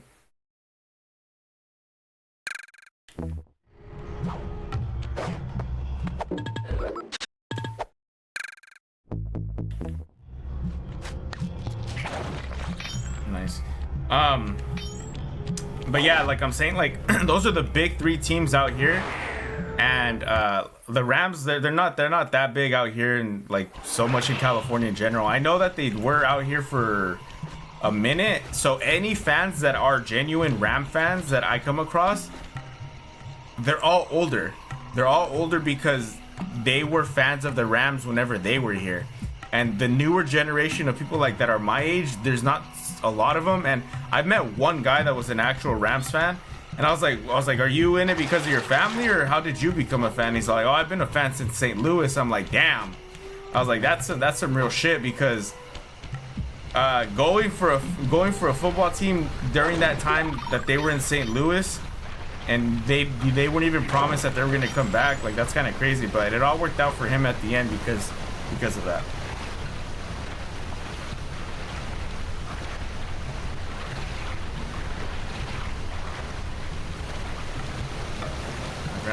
Okay, so let's okay, we have to go and get Bentley now. Now we can actually start fuck, it's already over.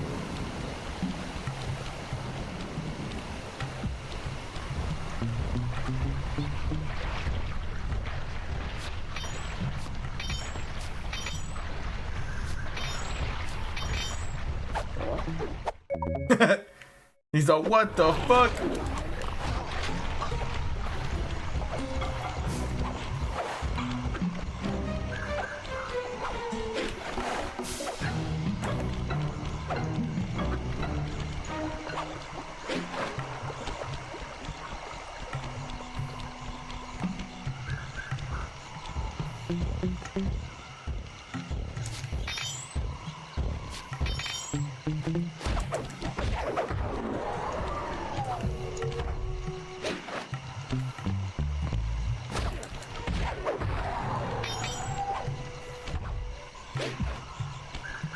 Alright, now we're gonna get Bentley. But let's sell some shit.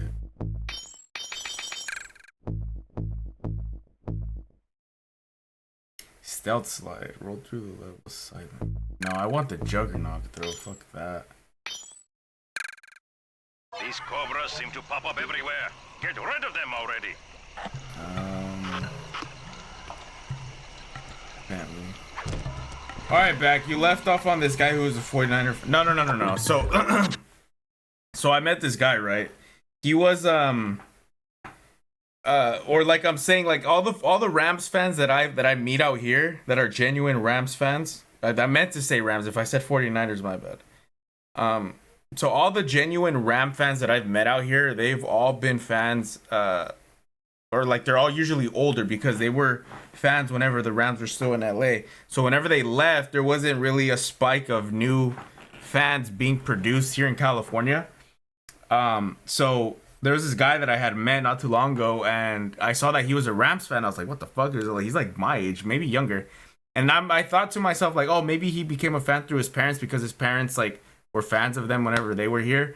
But no, he told me that he was a fan since like St. Louis, and I'm like, damn, dude, like how the fuck like does that even work out?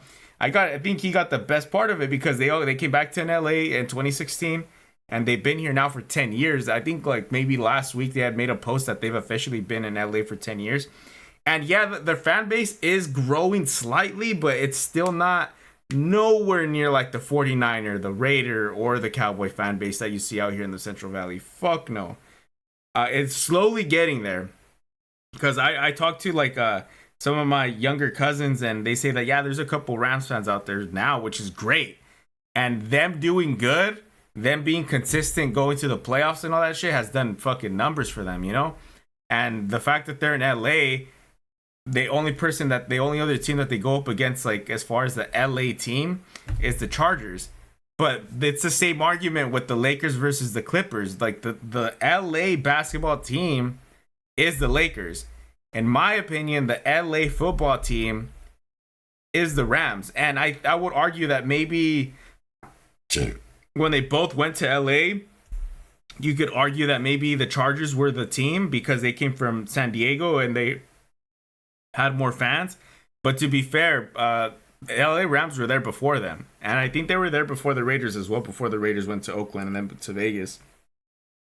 But yeah, and them being consistent, winning that Super Bowl and shit like that. And since they're in LA, like I was saying, they have a lot of celebrity publicity as well. Like every other, like I follow their page on Instagram, and they'll post so and so going, so and so going. None of these guys like football, but the fact that they show up, one, they become a Rams fan through just getting invited to go, and then two, well, they have free publicity by putting the Rams up like in their pages, and then everybody's like, oh, what the fuck, he's a Rams fan, or oh, damn, that's cool, like maybe I want to go for the Rams, whatever. And the Rams don't suck. The Rams don't suck, so. But yeah, let's get back into this shit. I'm not gonna stream for too much longer, probably a little bit more. That's the only spot.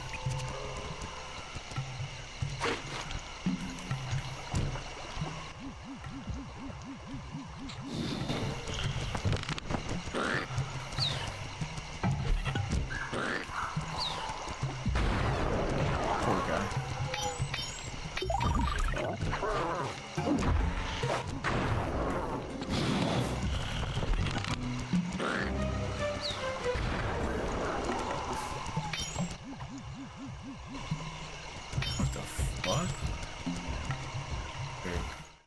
Let me see what I got. So I have size destabilize, shrink your guards by what? Right.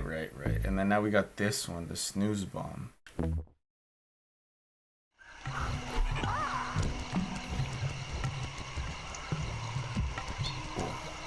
Okay, Bentley. How the fuck am I supposed to get up there?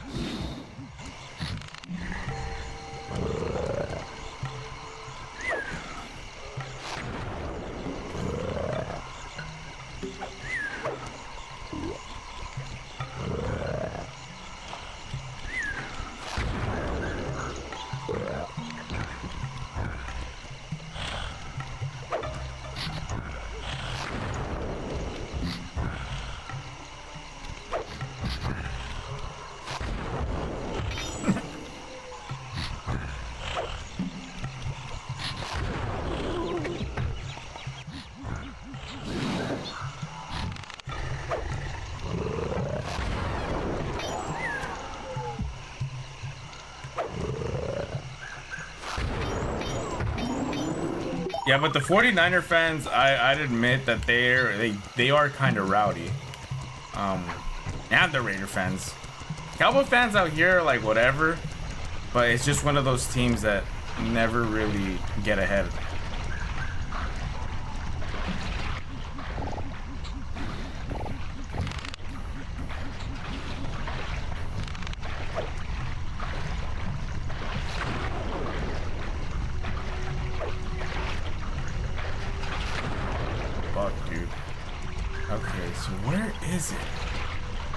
All the fuck way up there.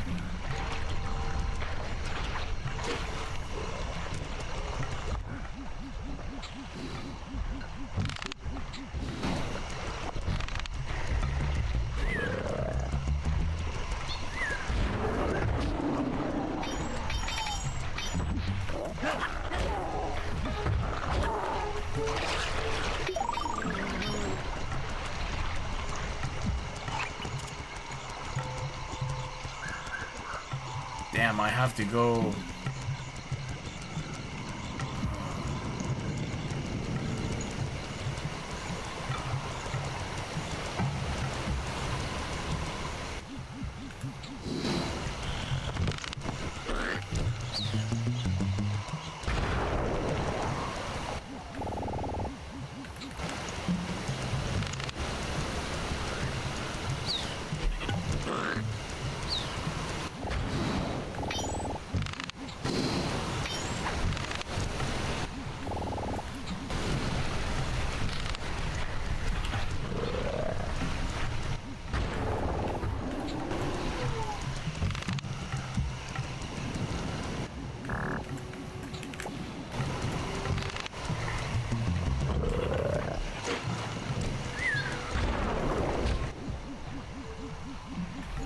As I expected, Rajan is out for his daily tour of the operation. My sources claim he always carries 3 blueprints on him, which, when read together, tell you everything about his spice operation. Too bad he doesn't have that section of the clockwork heart we saw during the recon. You could just pump him full of sleep darts and we could all go home. Unfortunately, my sleep darts aren't powerful enough to affect Rajan. What? How are you gonna get at those blueprints? Rajan has an insatiable appetite for Indian watermelons, which, if eaten whole, will force even him to nod off for a while. How the fuck do you Once know he's that? asleep, I'll creep in and lift the blueprints. Well, that's fine and all, but how do you plan on luring him over to the watermelons? I've equipped my sleep darts with a sonic disruptor. The strange sounds they make should be enough to lead the ever-curious Rajan from place to place. As another super random thought that I had right now about like sports and all that. So, in the hierarchy of how I like sports, football's at the top because it's easiest to keep up with. After that is baseball, and then after that is basketball. I honestly believe the NBA has gone really soft. I'm definitely from the era of Kobe and his era.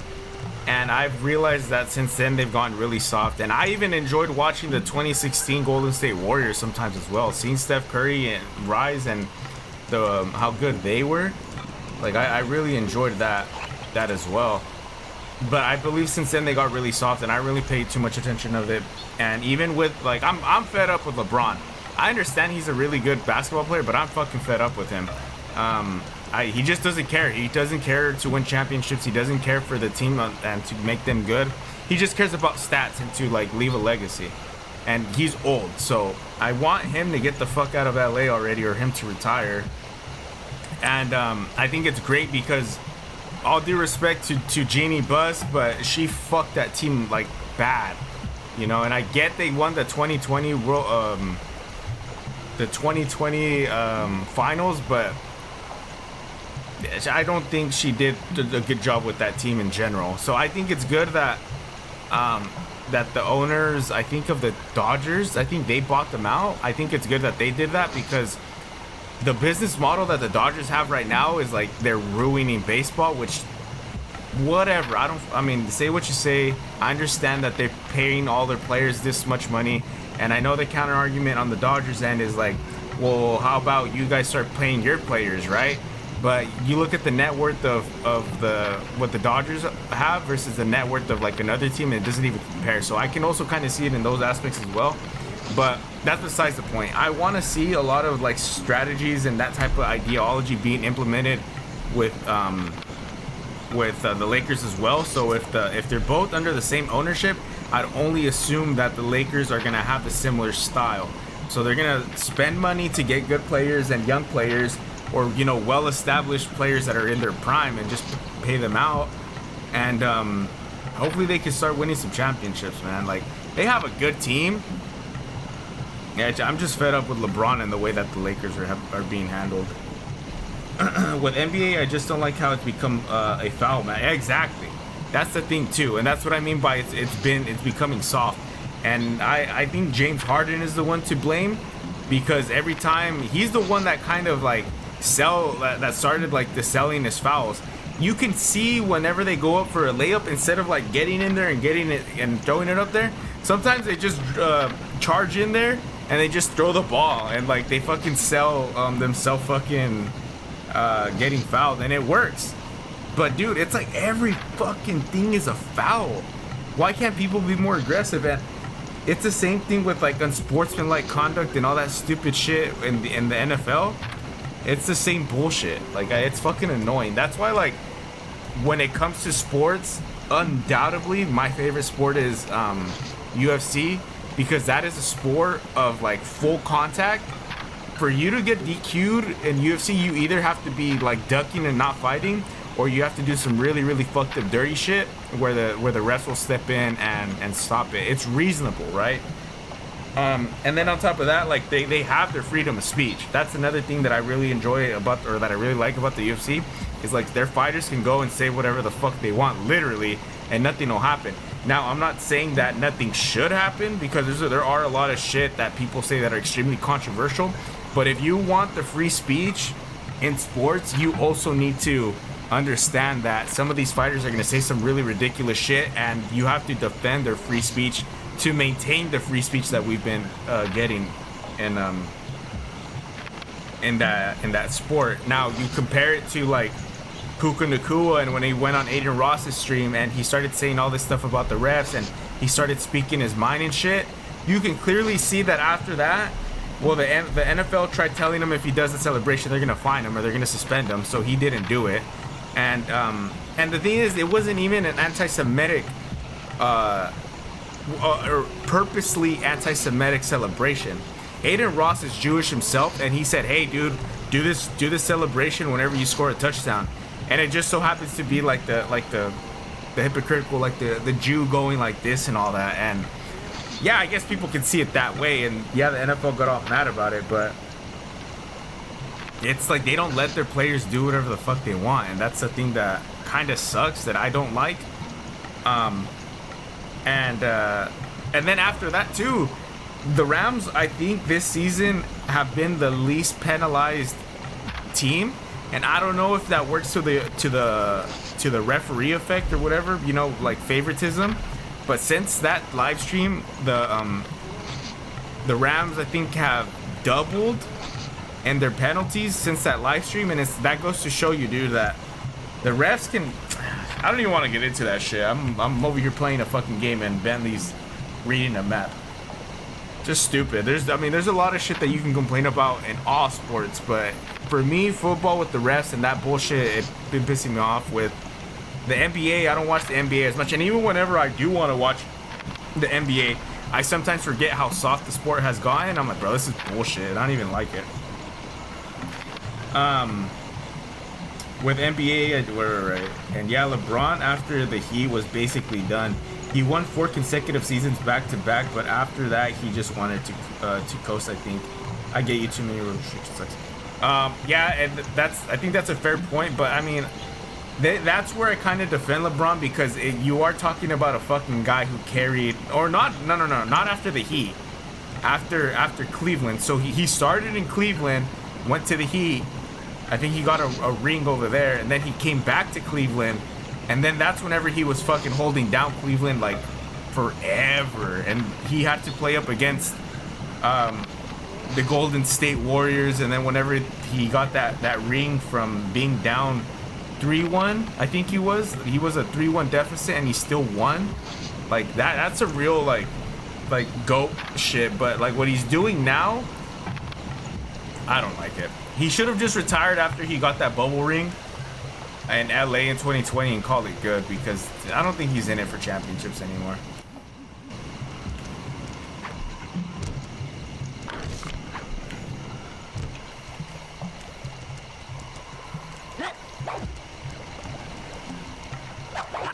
What the fuck am I supposed to do?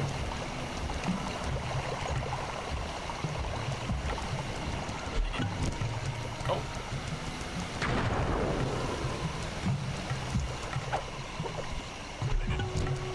Am I supposed to fucking bomb that shit?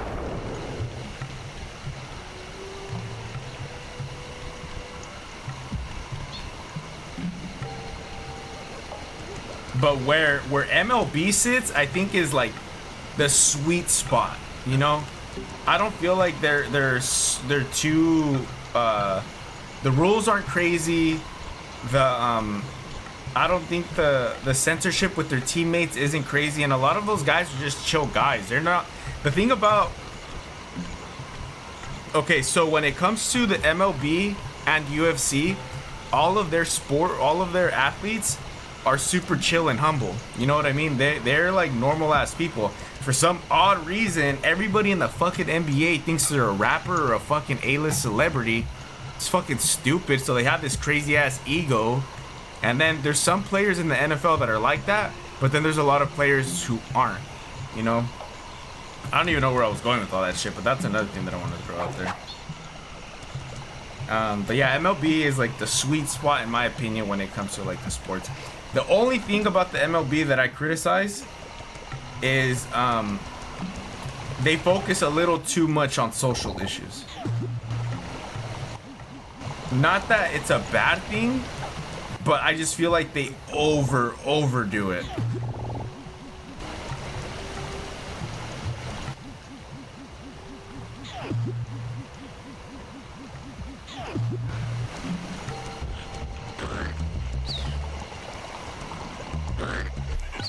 Alright, I don't know what the fuck I'm supposed to do.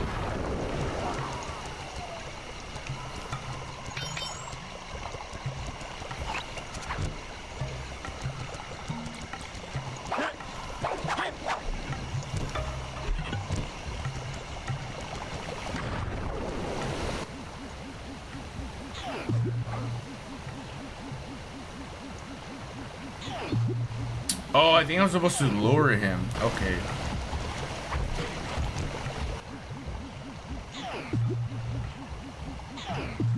Fucking dumbass tiger. Fucking Frosted Flakes. Tony the Tiger, that was his name. That's what I was thinking about.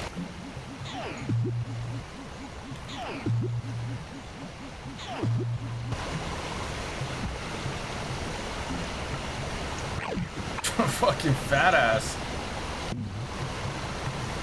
Fucking swallowed a watermelon whole.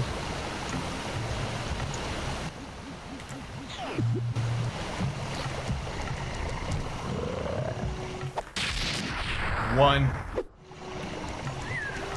Fucking fool woke up right away.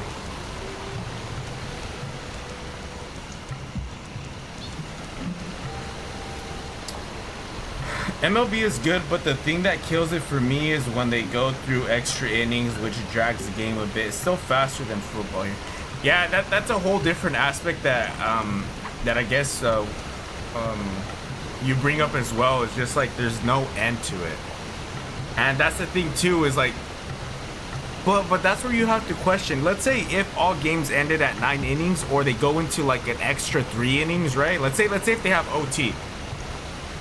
It's an extra 3 innings, right? Let's say it maxes out at 12. Would you think that there would be a high level of tie games? I mean, I wouldn't mind a tie game in the MLB, but do you think, considering they want to avoid tie games, would there be a high level of tie games? Because when it comes down to the MLB, or to like, oh, no, you stupid fuck. Yeah, when it comes to NFL, there's rarely any tie games, and you'll get one. I think the only one that we've had, and it's been a while since we had one, was the Cowboys. I forgot who they played, but they got a tie game this year, and I don't know if I'm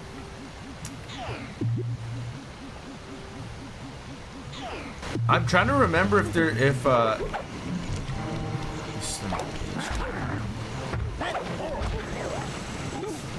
I'm trying to remember if there's been like any tie games in the ML or the NBA. Oh, this motherfucker is coming all the way up here.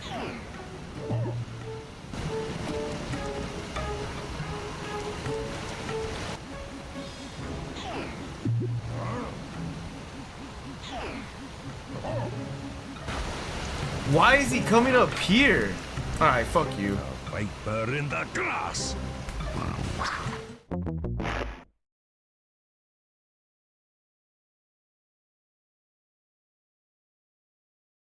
MLB's our NFL team will literally go a whole game without scoring a single touchdown. I mean, the thing for me about tie games is like the point's not about skill; it's about sound. And yeah, it happens quite a bit with baseball and Marlins. Yeah, the thing with like the extra innings, I can understand if it goes to like fucking like the 18th inning, right, or whatever, like how the Dodgers had to play in the playoffs, or was it in the playoffs, or was it in the World Series? I don't remember, but I can understand that. I can understand if a regular season games go all the way to 18, like that's ridiculous. Like just give them a tie and call it a day. But it just sucks because in some games you can't have a tie game, you know, and basically any playoff game or any World Series game, there can't be a tie game, and you have to go to these extra ass innings, which it creates for good moments and good cinema, like, you know what I mean, like, oh my god, dude, like we're fucking all these pictures and shit, like it's crazy. But I could see like a regular season game like this, it's dumb. I remember for a while too, I didn't like the idea behind rain delays or weather delays, but now thinking back on it, I'm just like, nah. Like, imagine trying to throw a fucking baseball that fast in the rain. Like, it's ridiculous.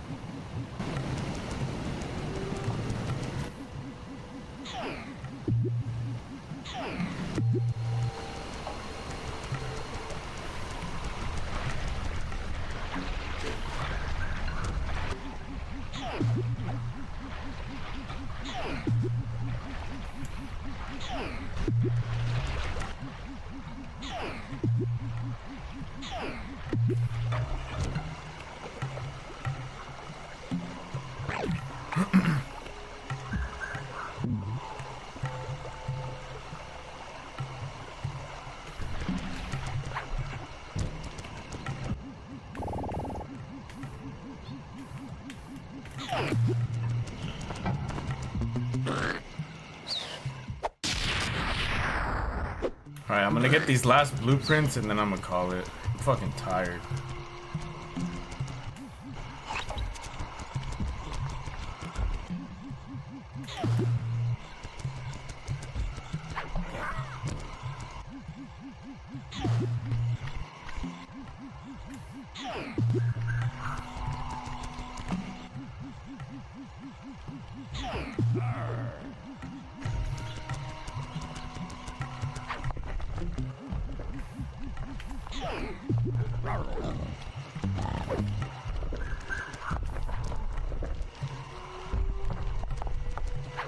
How the fuck am I supposed to get over there?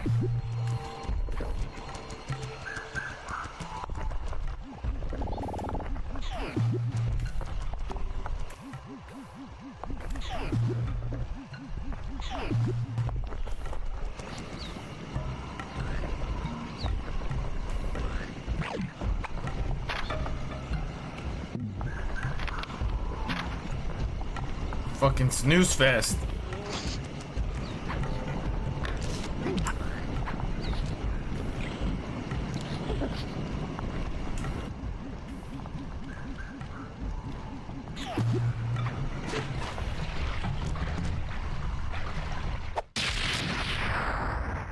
What? The blueprints! They have been stolen! That's the complete set of blueprints. Great field work, Bentley. You're really getting the hang of this. Yeah.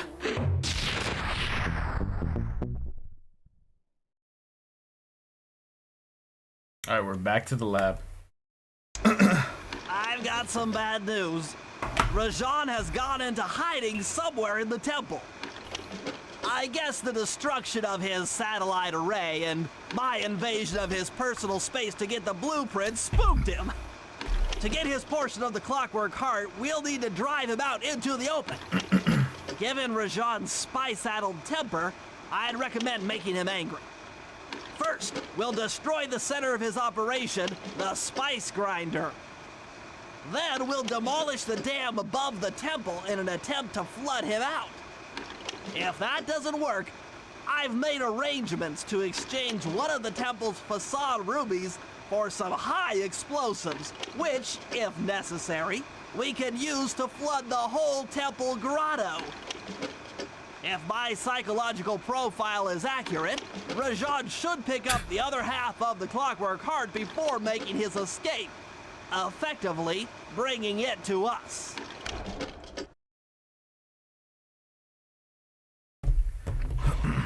Let's sell some shit. I don't even have anything to sell.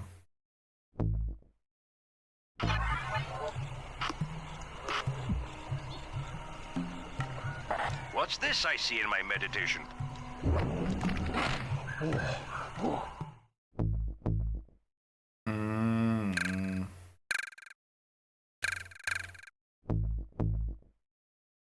Oh! That's automatic.